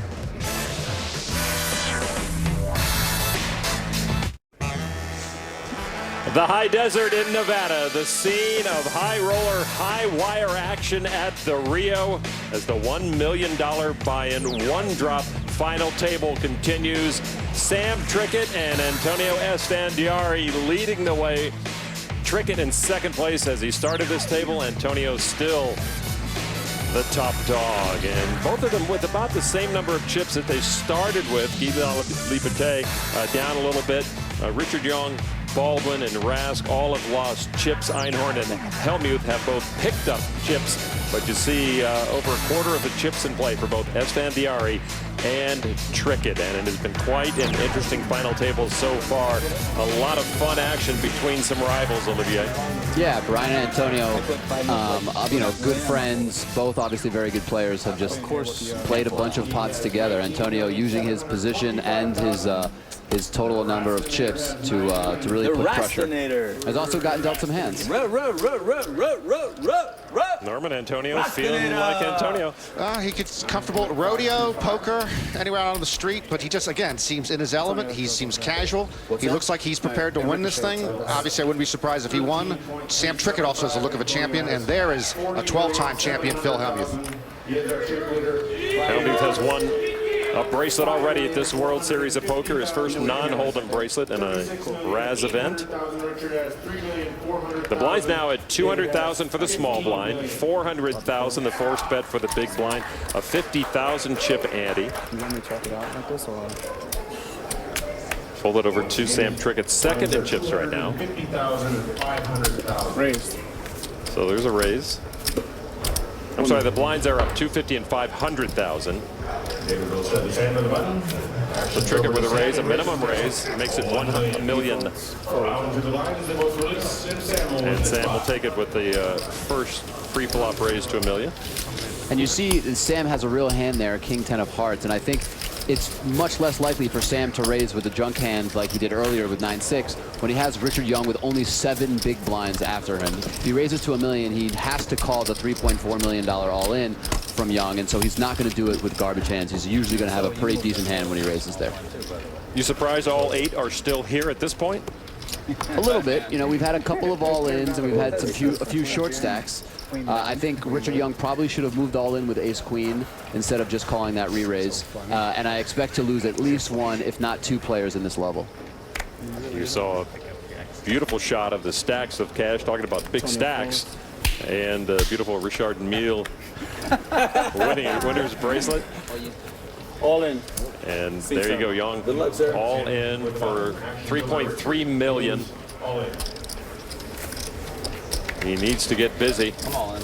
All in, C2. Rast moves all in. Brian Rast moves all in. Looks like a big pocket pair. Rast with, no, King Jack. Yep, just moving in to isolate the short stack all in. And ace deuce for Richard Young. And this is pretty close. Richard Young with a slight advantage with the ace. Well, if it comes clean, Young will take it with that ace high. But an opportunity for our first knockout here at this big 1-for-1 final table at the Rio. Richard Young, the shorter stack at risk. The 54-year-old Malaysian businessman. I'm feeling lucky today. Richard feels lucky every day, I think. All right, so Young with ace deuce, King Jack for Rast. It's a pretty good flop for Richard Young, even though he doesn't hit an ace. Yeah. And a backdoor flush draw with the ace of clubs. You see the outs at the top. Rast needs just to pair his king or his jack. There's 6 cards in the deck that can win the hand for him and knock out Richard Young right now.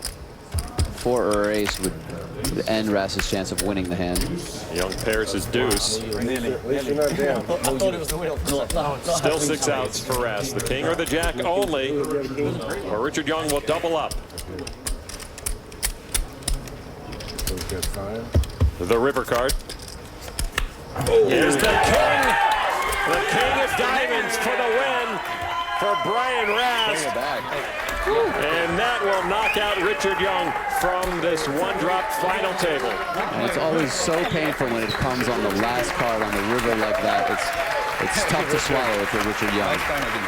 Well, Richard has shown that he can hang with the big boys in a tournament setting. A very impressive performance, going out in 8th place and winning over $1.2 million. And pure joy, even being knocked out. He looked relaxed the entire 3 days here. He loved it. And with his lucky pants, he heads out the tunnel here at the Rio, and we are down to 7 players. I opened twice in an hour and 20 minutes. Just couldn't wait to 3-bet me with the ace-5. Sicko. Nobody knows it, but Antonio is the biggest psychopath in like the world of poker. It used to be. It used to be like Nick, and then he just like did some commentary. And Brian Rast up to over $13 million now. He's not comfortable, but he's certainly breathing a little easier. He's the biggest mid ever, and in the tournaments, he's the biggest megalomaniac ever. Megalomaniac. Wow, that's strong words from Phil. Did Phil Helmuth just call another player a megalomaniac? He certainly did. Phil has no mirrors in his current home. I just can't sit there and look at the internet wizard. Only a bust of himself in the library. Phil Helmuth sitting with almost 13 million chips. No, he's fine right there. He's just going to try to chip away. All right, so now we're down to 7 players. Antonio is still leading the way. The big boost right there for Brian Rast as he takes the last of Richard Young's chips, who exits in 8th place with over $1.2 million. Helmuth sitting in 6th place. Bobby Baldwin still the short stack now, 7-handed. Yeah, with under 11 blinds, Bobby Baldwin is going to be in a similar position to Richard Young. Slightly more time to wait, but not really much more. I don't miss that. Trick it with a raise to $1 million. Hold it around to Rast, and he'll sit on his newly won chips. Phil folds to Antonio. Brian's okay. Thanks. Antonio seems to have no qualms clashing with the bigger stacks, the big stacks, I should say. There's none bigger right now. Yeah, Antonio's not afraid. Phil is hungry. Antonio folds and Sam Trickett will win that pot, and blinds and antes are Just because not Antonio says it doesn't mean it needs to be a small amount of money. And 9-5 suited is looks like it's a pretty hand. It could make a straight flush, but it's a tough hand to play out of position versus a guy like Sam. So I'm not surprised that Antonio decided to wait for a different or a better spot. Trickett with a lot of final table experience, as we mentioned, $3 million scores in 1 year. Back in 2011, he became the Euro Poker Awards Player of the Year that year, and that means a lot to have that experience as it gets shorter-handed, doesn't it? Yeah, and especially his, at least 2 of his scores, as we mentioned, were in super high buy-in events. But he's definitely no stranger to this type of setting. That's third pay, by the way. Third pay's all right. All right, Trickett does fold. Action on Einhorn, button cam with Phil Helmuth this hand. Keep an eye on Phil as action proceeds around the table to him. There might be a difference of $1 million between 5th and 4th. 5th is the one that's like sick. 5th is like 500K more than 9th. Phil took an early peek at his cards and now watches the action come to him. Brian Rast talking about the payouts there. He's a little bit off. 5th place is actually 700,000 more than 9th, but still a very small jump, as he's alluded to. 1 million. You raise it. Makes it 1 million. 1 million is the raise from Guy Laliberte. Helmuth folded his button, so we'll get back to full screen here. Antonio gives it up. Mr. Baldwin. Yeah, the 8th place payout we saw 1.2 million. 5th place 1.8 million. So not big jumps, but after that things get real serious. Boy, Bobby Baldwin can't find anything to play. Laliberte will take that one down uncontested. With pocket sevens. And Laliberte, honor to be here with you, gentlemen. Again, one of the richest men on earth or in space, as we found out. And we talk about dollars today, dollars back in 1970. The main event buy-in is still $10,000 today, as it was in 1970. And so that makes the buy-in almost over $59,000 in inflation dollars. With the big drop for the big one for one drop buy-in shrinks to $168,000 in 1970 dollars. First place, you can never quarrel with 18.3 million, whether you're 1970 or... I never, Lon, understand those inflation numbers. What I have in my pocket is what I have in my pocket. I don't want to hear how much it was worth before, how much it will be worth next week. It's just what I'm going to lose today. All right, action on Antonio Esfandiari. Currently the chip leader, but by less than $1 million on Sam Trickett, who is directly to his left. I'm sorry, one to his left. Baldwin directly to his left. They both fold. 1.1 and fold. Antonio. Raise gets through. King 7 off. Dad, did I tell you I love you? Every day he says that. Where's Pasha? Antonio's younger brother, Pasha, also a poker player. $18 million for first place. Is that really true? I'm not dreaming, right? This is real. We're at a table, first place, 18 million. Yep. Right? Yes. We're at least 1 in 7, right? That's more than 10%. I knew we could count on him for some announcing duties. Can that be true? Yeah. Wow. On seat 1. Not only can it be true, it is true. It is true, right? Yeah. Einhorn starts the hand. Actually, it's 18. In the big blind, Trickett in the small blind. Bobby Baldwin on the button. Raise to 1 million. Another raise from Guy to $1 million again. It's a minimum raise, as the blinds are 250,000, 500,000. But it just sounds like so much more than 900,000 from the previous level. And a call? Very surprisingly, wow. Bobby Baldwin just called $1 million. Is he trying to bring Trickett into the hand? I'm not sure, but I don't think he's gonna trick it, not to make that play on words, but Sam's nickname is Tricky, and he makes the call as well. This is a pretty strange play from Baldwin with his chip stack, but we'll see how he plays it. The pot is almost as many chips as Baldwin has left in his stack. Three-way action, 4, 6, 8 rainbow. Action on Sam Trickett. Second in chips at this final table. Had his 26th birthday yesterday. Check. Checks. Check. Sam checks. They all check. All in. Oh, no, they don't. Not surprisingly, Yeah, Baldwin moved on. Baldwin does move in here. Thought the dealer had 3 checks in his repertoire and a fold from Trickett. And now Guy wants to get an exact count. 350. And this is such an unorthodox play. It's very difficult to try to predict what Mr. Baldwin has here. I mean, I wouldn't be surprised to see him just have a hand like 2 aces or 2 kings, but you know, maybe he just has a suited connector like 9-10 of spades or something like that. It's really tough to try to predict this hand.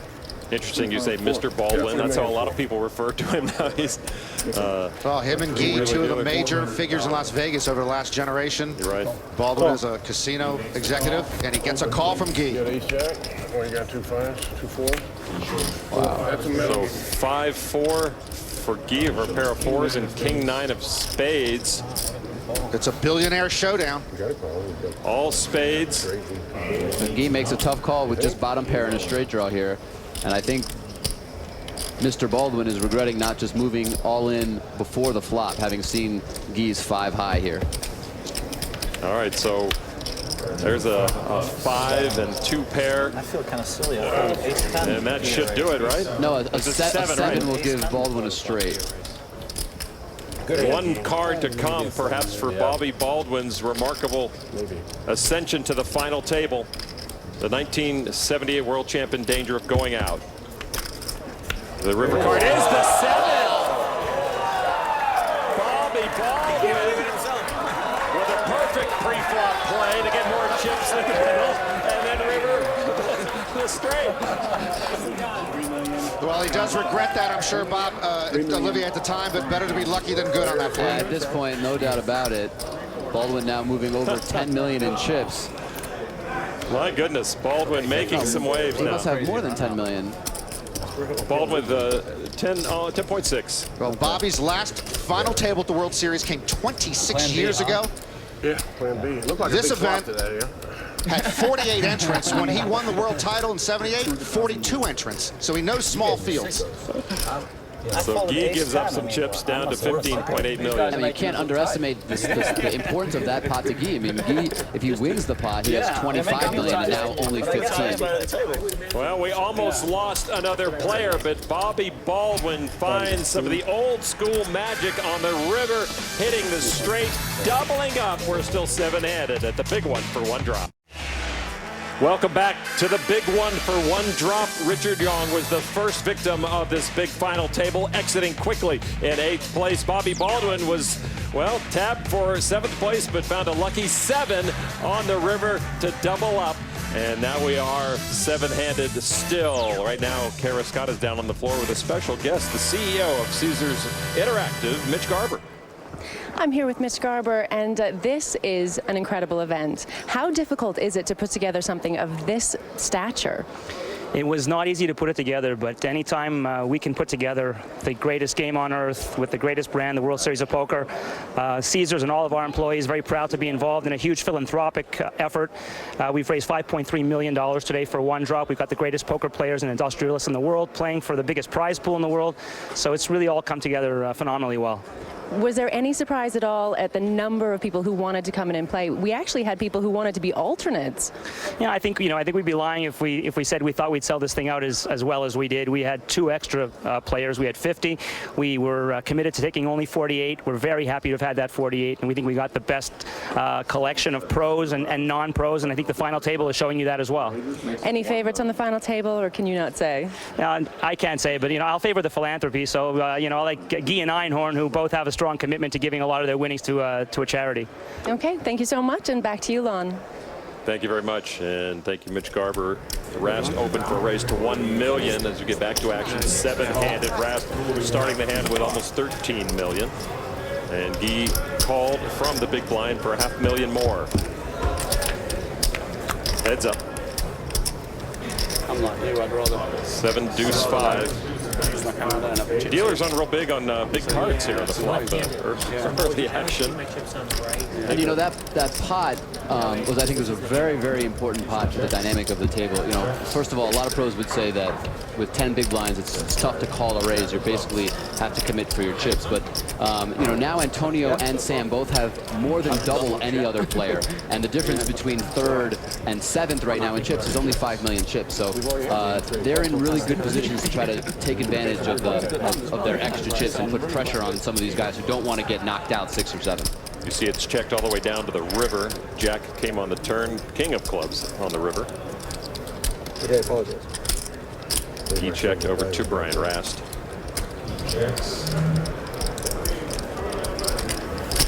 Rast will put some heat on Guy. 2 makes it 1.6 million. 1,600,000 chips.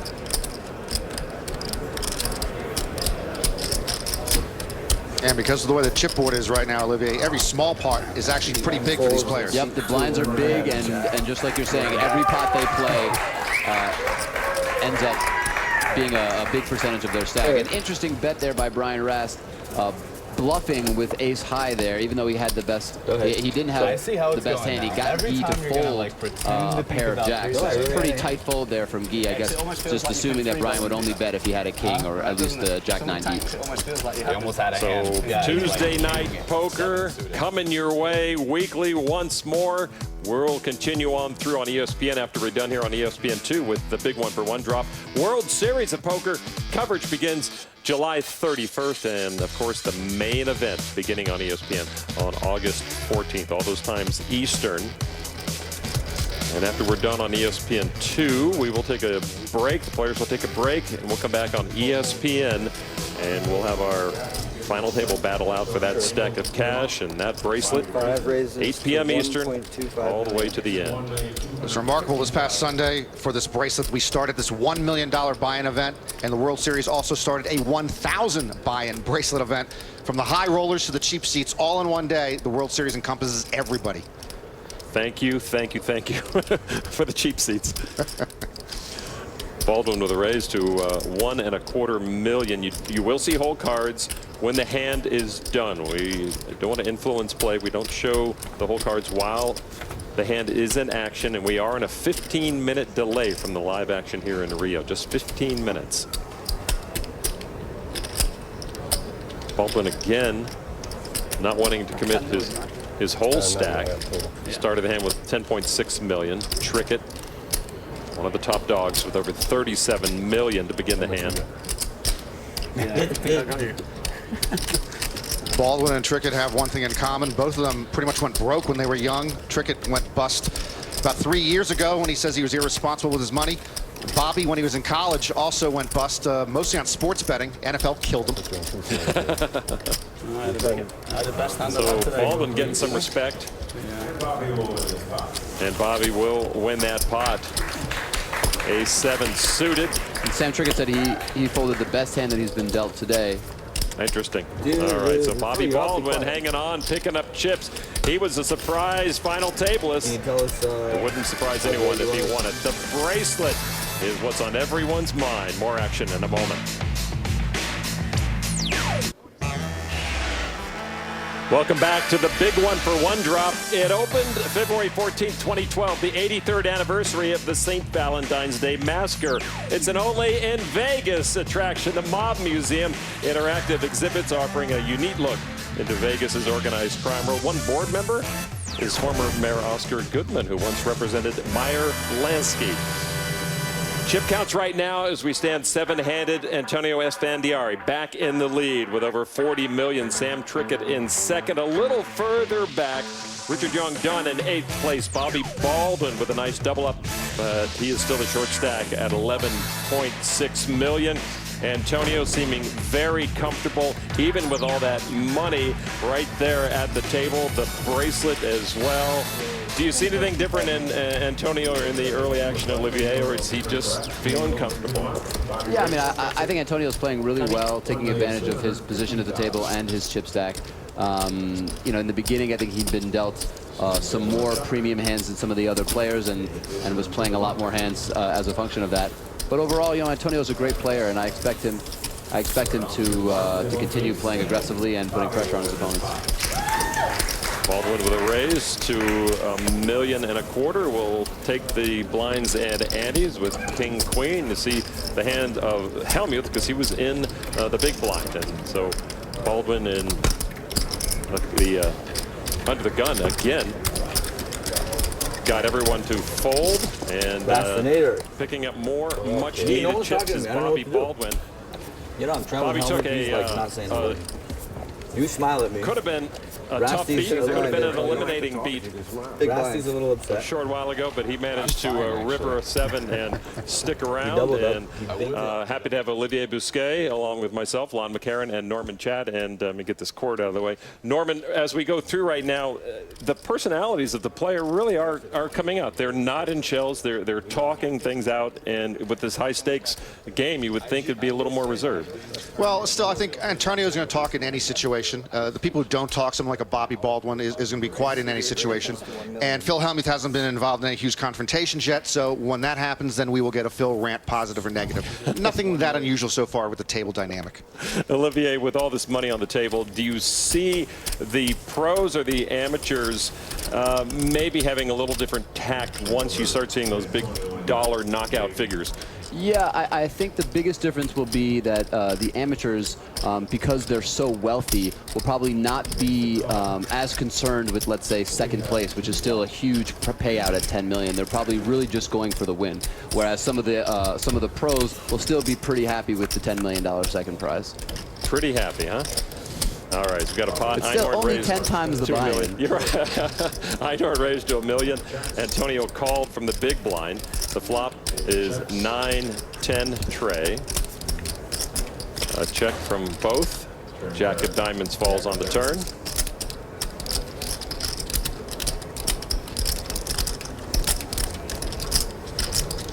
Antonio has clashed with Einhorn before, got the best of the hedge fund manager.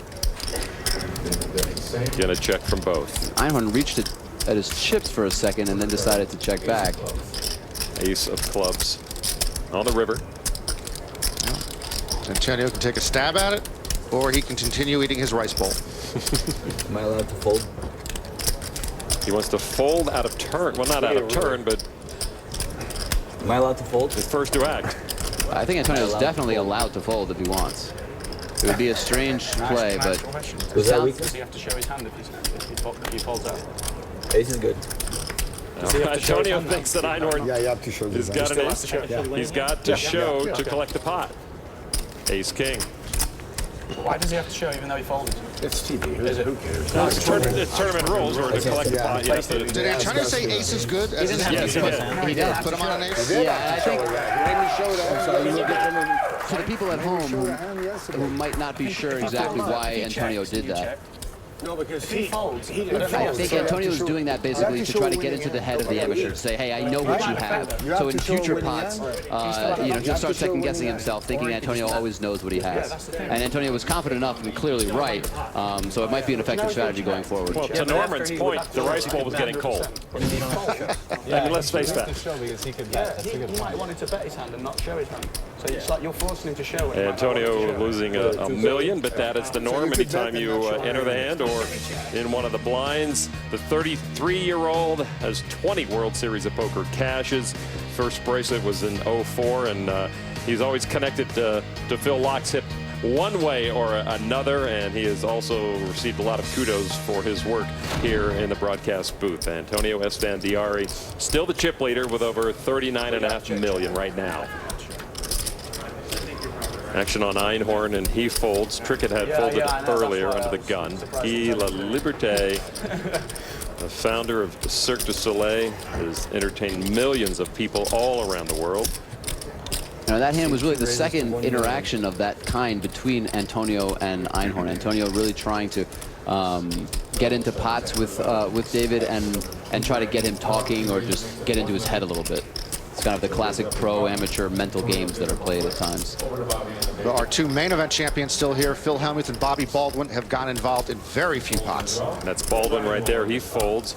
And so Rast raise to $1 million. We'll get through. Just want to remind you, Rast raising the Queen Jack offsuit. We're going to remind you in about a half an hour, the players will take a break.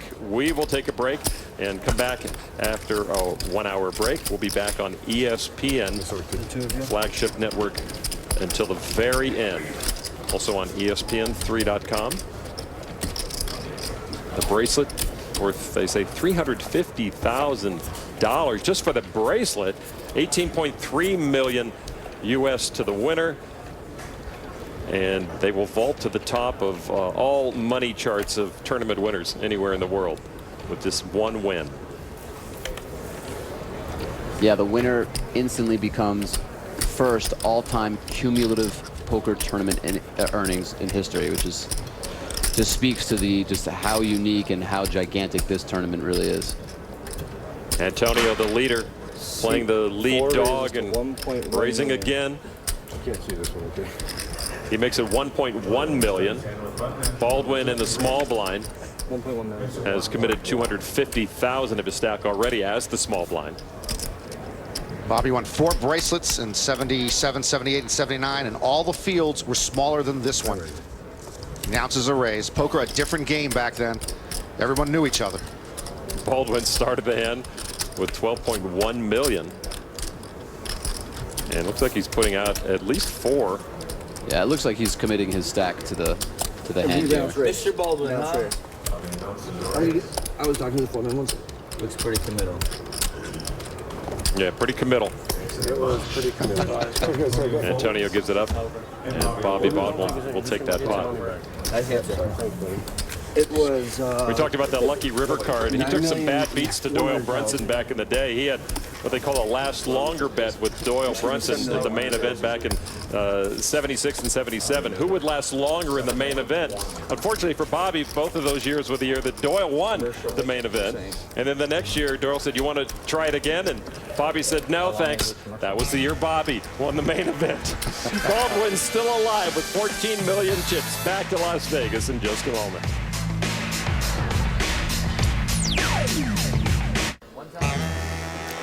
This historic evening of poker continues from the Rio in Las Vegas. Millions and millions of dollars still to be awarded. 18.3 million for tonight's tournament winner. This is the big one for one drop. Lon McCarron along with Norman Chad, Olivier Bousquet, and Kara Scott down on the floor as our final 7 players are looking to add to their overall World Series totals. Phil Helmuth at the top at age 47 in World Series cashes. He is in the top 5 in World Series earnings. Of course, this would vault him to unpronounceable declarations of greatness from the Brad. Well, I think he's used all those up already, but we like to make fun of him, but still #1 in bracelets, #1 in World Series final tables, #1 in cashes. Make fun of him all you want. He will laugh his way to the bank. With your money. Thank you. Phil Helmuth right now with 11.2 million. And he doesn't look like he's been dealt very many hands at this final table and really hasn't gotten involved much, and now is down to about 22 and a half big blinds, which is starting to get into that slight, short stack desperation mode. I don't think he's desperate just yet. Phil Helmuth is famous for his ability to kind of nurse the short stack, but the blinds and antes are big and they're coming around fast. Antonio raised to 1.1 million. Baldwin calls for 1.1 million. It's important to note as well that the last hand when Baldwin committed his stack, he didn't have that great of a hand. He really just had King 10 offsuit. It was a strong and I think very good play from Baldwin. Recognize just how many hands Antonio was raising from, how rare it is that he can call, and a big boost to Baldwin's stack to be able to take the blinds, antes, and Antonio's raise, now up to 14 million chips. From Baldwin, the oldest player at this final table, to the youngest, Sam Trickett, 26 years old, from England. And that looks like a raise from Trickett. Raise to 2. Not only is he re-raising Baldwin, he's re-raising Antonio Esfandiari. Makes it 2.8 million total. And David Einhorn with the decision. And Einhorn does not strike me as the type of person who will pretend to think in situations like this. Looks like you're right, Norman, that he probably has at least a pretty good hand, if not a very strong hand. Starting the hand with 15.25 million is Einhorn. And I could definitely see Sam not having a premium hand in this situation. His raise looks pretty strong, and Baldwin doesn't figure to necessarily be that strong since he just called Antonio's raise, and Antonio is raising a lot, so he doesn't necessarily have to have a strong hand either. Sam risks 2.8 million to win both Antonio's raise and Baldwin's call and the blinds and antes, so he's getting a pretty good price to put in 2.8 million here. And he might be doing the squeeze right here, where he figured Antonio was in late position, just raising with not much. Exactly. Baldwin limped in behind him. Exactly right. Might not have much. That's the textbook definition of a squeeze play. Well, if he was squeezing, I have to think what his heart rate was doing when Einhorn paused right there before. But Einhorn did fold, and now back to Antonio. He folds. Up to Bobby Baldwin now. Now that's not to say that if Sam was dealt a strong hand that he would also make this play. He definitely would. I just think this is the type of situation where he theoretically could have some weaker hands as well. Baldwin, though, even though Antonio folded pretty quickly, Baldwin not necessarily either giving Sam credit or willing to just give up his hand. What is Sam Trickett up to is what Bobby Baldwin is thinking. And Baldwin definitely could have just called Antonio's raise with a very strong hand, trying to trap or trying to disguise the strength of his hand. You know, we have yet to see what he decides to do here.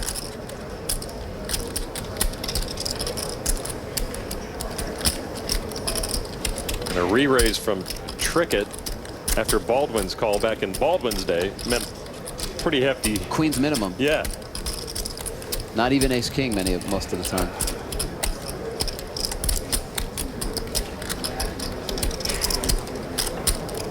And of course, if Bobby gets involved, he's got to think about his whole stack. Oh, this is pre-flop, and he's already got to think about his whole stack.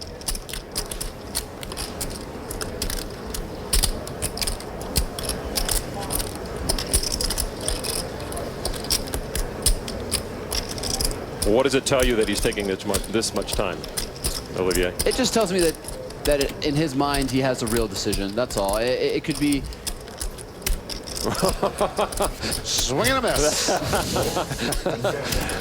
That was a fold from Bobby Baldwin, and I think the message was, I don't want to fold to you, kid. Yeah, and Sam did have a weak hand, and Baldwin folded the best hand. But again, even though Baldwin has a pair and it looks like not a bad hand, given the action, it's just very difficult for Baldwin to either call, considering his chip stack, or to commit his chips there. You could tell he wanted to. He was thinking about it. He recognized the same situation, but it's just a big difference between understanding the situation and being able to follow through and really put your chips at risk. All right, still seven-handed. New school taking down the old school in that hand here at the final table. Sam Trickett getting a little healthier. Baldwin thinking he may have missed an opportunity. Who knows? There's more to come from this final table. Back at the big one for one drop final table, a very interesting hand developing in the last hand between Sam Trickett, the youngest player here, and the oldest player, Bobby Baldwin. Baldwin faced with the raise, faked the call, and said, you go ahead, take it, kid. And indeed, Baldwin folding his sixes to the king tray. All right, let's go back down on the floor to Kara Scott. She's got a report on Bobby Baldwin. Kara? Bobby Baldwin is already such a legend in this game that the most famous high-stakes cash room in the world is named after him. That's Bobby's room, of course, at the Bellagio. He also really had a hand in building the game of poker here in Las Vegas. He's been organizing so many of the casinos on the Strip and been involved in their workings. And of course, he is a World Series of Poker main event champion. His picture hangs here in this room alongside all of the other greats who've won this title. And to top it all off, Doyle Brunson, the godfather of poker himself, says that Bobby Baldwin is one of the greatest living poker players. Now, of course, it's no surprise to see him at a table like this for our final. He himself says, well, he's just happy to be here sitting with his buddy Guy. Baldwin wrote a chapter in Doyle's seminal poker book, The Super System, or Super System. First poker book I ever read. This table now with a real divide. They did that to me, Phil. Esfandiari and Trickett with the big stacks, and the other 5 players all 30 blinds or less. Antonio with a raise, opening the action to 1.1 million. For 3 million. Pocket deuces. And this is really just the ideal situation for both Antonio and Sam. Obviously, they would rather to be alone in this chip position, but still, this is It's okay to give up. the ideal situation to put pressure on you're the allowed. In poker, you're allowed to just throw your hand stacks away between go to 20 the and 30 big I blinds. would like to call just to see a deuce there. No. Extra tilt back there. So we share? We share. Can we rabbit hunt this one? Come on, rabbit hunt one time. He does finally fold. Antonio's raise will take that pot. You could have run me over, Antonio. You could have run me over until I saw all the whole thing. Antonio's dad right behind him, along with other members of Antonio's family and some good friends who are helping him through this final decision, the last-minute decision to play in this tournament. But Antonio didn't even sign his dad's shirt. What's that about? Antonio, obviously one of the most popular players in the poker community, very well liked, has a really engaging and dynamic personality, loves to talk at the table and get involved, and is really just a fun guy to be around. Antonio picked up some chips, second to Trickett right now. And what's your take on this, Olivier, with this voluntary chips put in pot? 37% pre-flop raises from Antonio, 31% and 100% on the continuation bet. Yeah, I mean, it clearly shows that he's playing aggressive, which is not all that surprising. I think raising almost a third of his hands pre-flop is pretty high, but again, I think he got a number of big hands early on, and that's probably influencing it. I would expect it to be more around 25% if he had gotten kind of a balanced distribution of good hands. Bobby Baldwin back in action after Helmuth and Esfandiari folded. Baldwin raised to 1.1 million. It's folded around to Rast, and he folds, and so Baldwin's raise will get through. He picks up some more chips. And he's clearly getting much more involved than he was in the first, let's say, hour of this tournament. And it's probably just a function of the hands he's been dealt. All right, so Bobby Baldwin stacking more chips. Antonio Esfandiari in second. Sam Trickett, the leader right now at this final table. We'll be back to the Rio. More high roller action from the big one for one drop.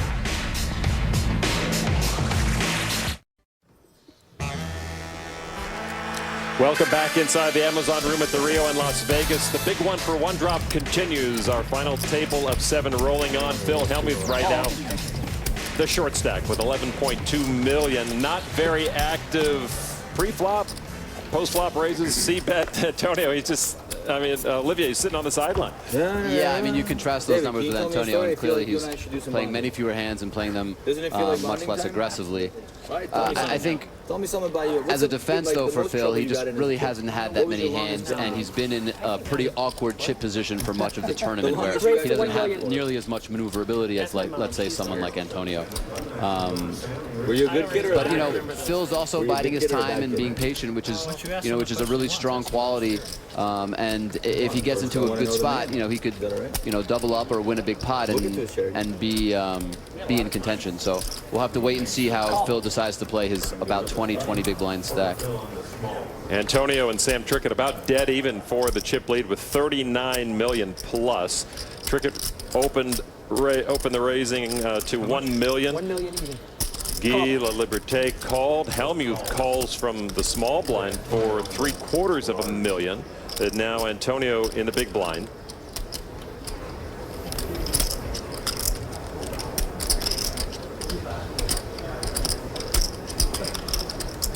Antonio with $500,000 to make the call. I smell fireworks in this hand. It's in the air. And there's the call. So our first 4-player flop. More than half the table in action here. Queen, 5, king. Rainbow. And if Helmuth is thinking about leading out here, my guess is that it's with a very strong hand. 1.5 is the bet. Helmuth could even have a hand like king queen, just top 2 pair, and be leading right out. 2 snap folds now over to Guy.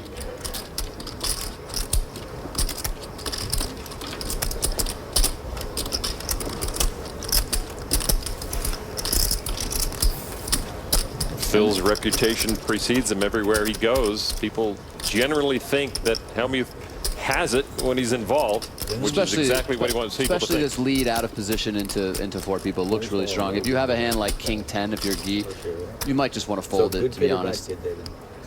Good kid, you seem like a Guy's made some good folds. He has. Yes. He's played very solid, besides that Jack-8 hand, which maybe he had a read on Antonio. He's, I think he's played pretty well. Got very unlucky against Mr. Baldwin after making that good call. I say hi. And I'll take a little bit. With the fold. Or I'll take a lot. King, queen, look at that. Flop kings up. And Yeah, 2 6s. I'm not sure exactly what Guy was thinking about. But Phil Helmuth leading out with a strong hand there, top 2 pair. And you gotta love that if you're a Phil Helmuth fan. And I'm sure both of you are cheering right now. And the best in the world. That's a good combination. All right, we take an update on the pH balance. Who's getting the premium hands?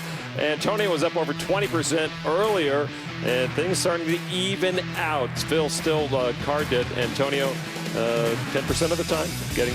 Yeah, I mean, double anybody else, but, you know, again, the big hand between Antonio and Einhorn, where Antonio lost with kings to aces, is really the big determining factor in the results of 10% premium hands. But it's important to note, I think, that Sam Trickett has been able to maintain his chip position, if not even gain a few chips, while getting 0 premium hands. That really speaks to the quality of his play, and that if he does start to get some good hands, he could really start to take a chip lead and extend it. It goes to underscore the point we make so much about poker being a skill game, and it's not about the cards. Right. I mean, if the more you pay attention to how, especially the top players play, you see the complex levels of strategy and thought processes that are going into each and every decision they make. All right, Guy opened to 1 million. Phil Helmuth made the call. Action on Bobby Baldwin. Trying to get a count now on Guy's stack. About 11. They were about even to start the hand. Baldwin had Guy slightly covered. And you, Phil? Got this. They are dead even. Save for a chip here or there. Small chip. Call. So Bobby Baldwin wants to get into the pool. 3 players. Ace 7-5. Baldwin in the big blind to act first. 1.5 is the bet. Leads right out with $1.5 million. Laliberte gets out of the way. And this strikes me as not necessarily as strong as when Phil let out. Maybe Baldwin does have an ace, but it might not necessarily be such a strong hand like when Phil let out with top 2 pair. Bobby might just have, you know, ace 8 or something like that. I'm not sure, but Phil might have a decision here if he has a hand like ace jack. Phil started the hand with 13.8. Baldwin 13.7 million.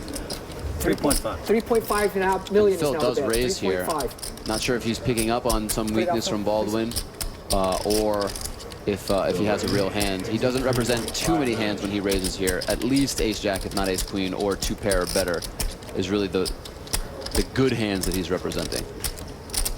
2 world champions. Yeah, and both kind of old school poker players that tend to make more bets and raises that are quote unquote for the purpose of gaining information. A lot of the new school of poker really don't like those types of plays because they think they can be exploited by thoughtful, aggressive players. But if Baldwin was betting with just an ace here, trying to get some information, Phil Helmuth could be picking up on that, giving him the information that he needs, essentially telling him to fold, you know, the weak ace. The information those new schooler aggressive players want to hear is, what did you fold? Right, exactly. Right. Well, Bobby doing a count on his own stack. Okay, Phil, go ahead. He's going to fold. So it looks like this play will work. And the raise of $2 million into Baldwin. Those pocket sixes work up once again, and Phil makes them work. Yeah, so Baldwin leading out there with absolutely nothing, and Phil doing what Phil does, picking up on that, reading the situation perfectly, and taking a marginal hand and winning a big pot with it.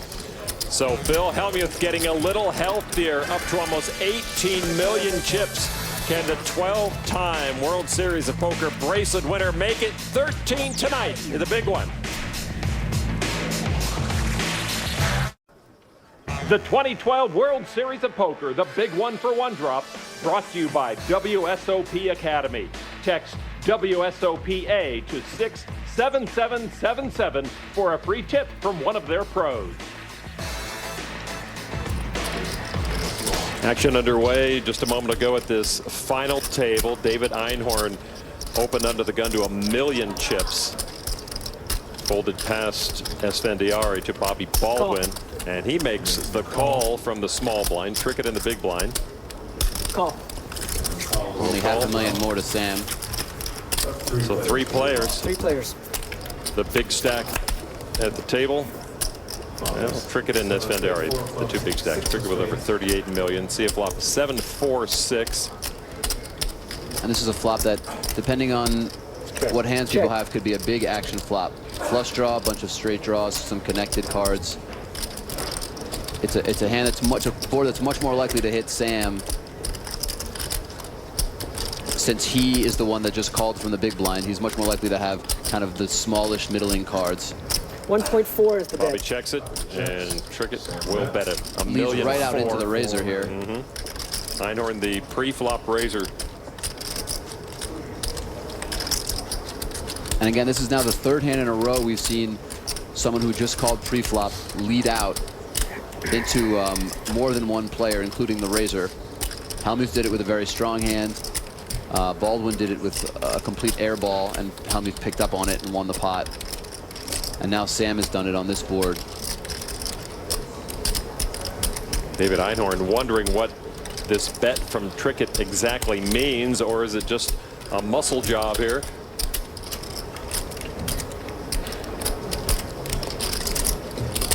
He's looking at Sam, and he's saying, you're breaking protocol. Betting into the razor. Einhorn calls. What was the bet? 1.4.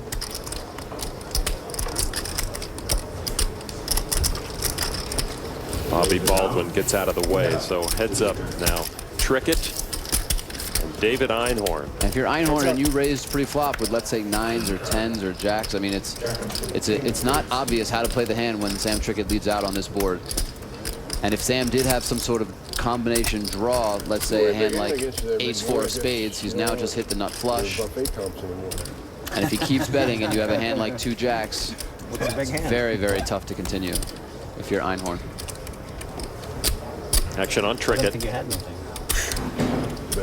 I'd be surprised if Sam checked a card like this.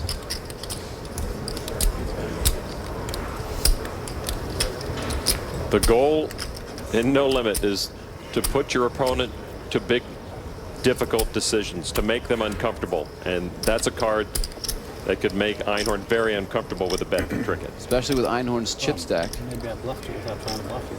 So if Sam bets, you know, 2.5, 3 million here, it'll represent maybe 1/3 to 1/4 of David's remaining chips. You want a king or a queen out there? I know. I thought you were bluffing. And Einhorn has to be frustrated. The man in his business, with his background, who likes to be in control, who knows where he's going, and a portion of his fate, at least, in the hands of someone else. And that someone else is Sam Trick it, who now puts out a bet. 2.5 is the bet. That's 2.5 million. Einhorn started with 14.2 million. Now, if Einhorn is the one that had a flush draw, let's say he had an ace-queen of spades and decided to just call here with a flush draw and hit it, he's obviously loving life. But that seems much less likely than the alternative. And he does. And Trick it will take it with that bet. Einhorn forced to fold. Trick it with pocket trays. Einhorn 435. 10-8. Really strong play from Sam there. Yeah. I don't think he expected Einhorn to just have a 2-way straight draw like he did. But a really strong play and a good card for him to make a big bet on the turn with just the pocket threes there. So with 7 players remaining, Sam Trick it adds to his chip leader position. He is at the top of the heap right now with almost 42 million, nearly 30% of the chips in play. As we've mentioned, he and Antonio have the bulk of the chips. Bobby Baldwin remains the short stack, but everyone playing some very solid poker here at the big one for one drop at the Rio. Tuesday night poker coming your way. Coverage begins of the World Series July 31st. World Series of Poker main event begins August 14th, and more to come tonight from the big one for one drop. What a start to the big one for one drop final table. There's more to come. We're back at 8 p.m. Eastern on ESPN. Someone will leave with a first place prize of $18.3 million. For Norman Chad, Olivier Bousquet, and Kara Scott, I'm Lon McCarran. Get a snack or some dinner. We'll see you soon for the completion. We'll see you soon for the completion of this night of poker. This has been a presentation of ESPN, the worldwide leader in sports.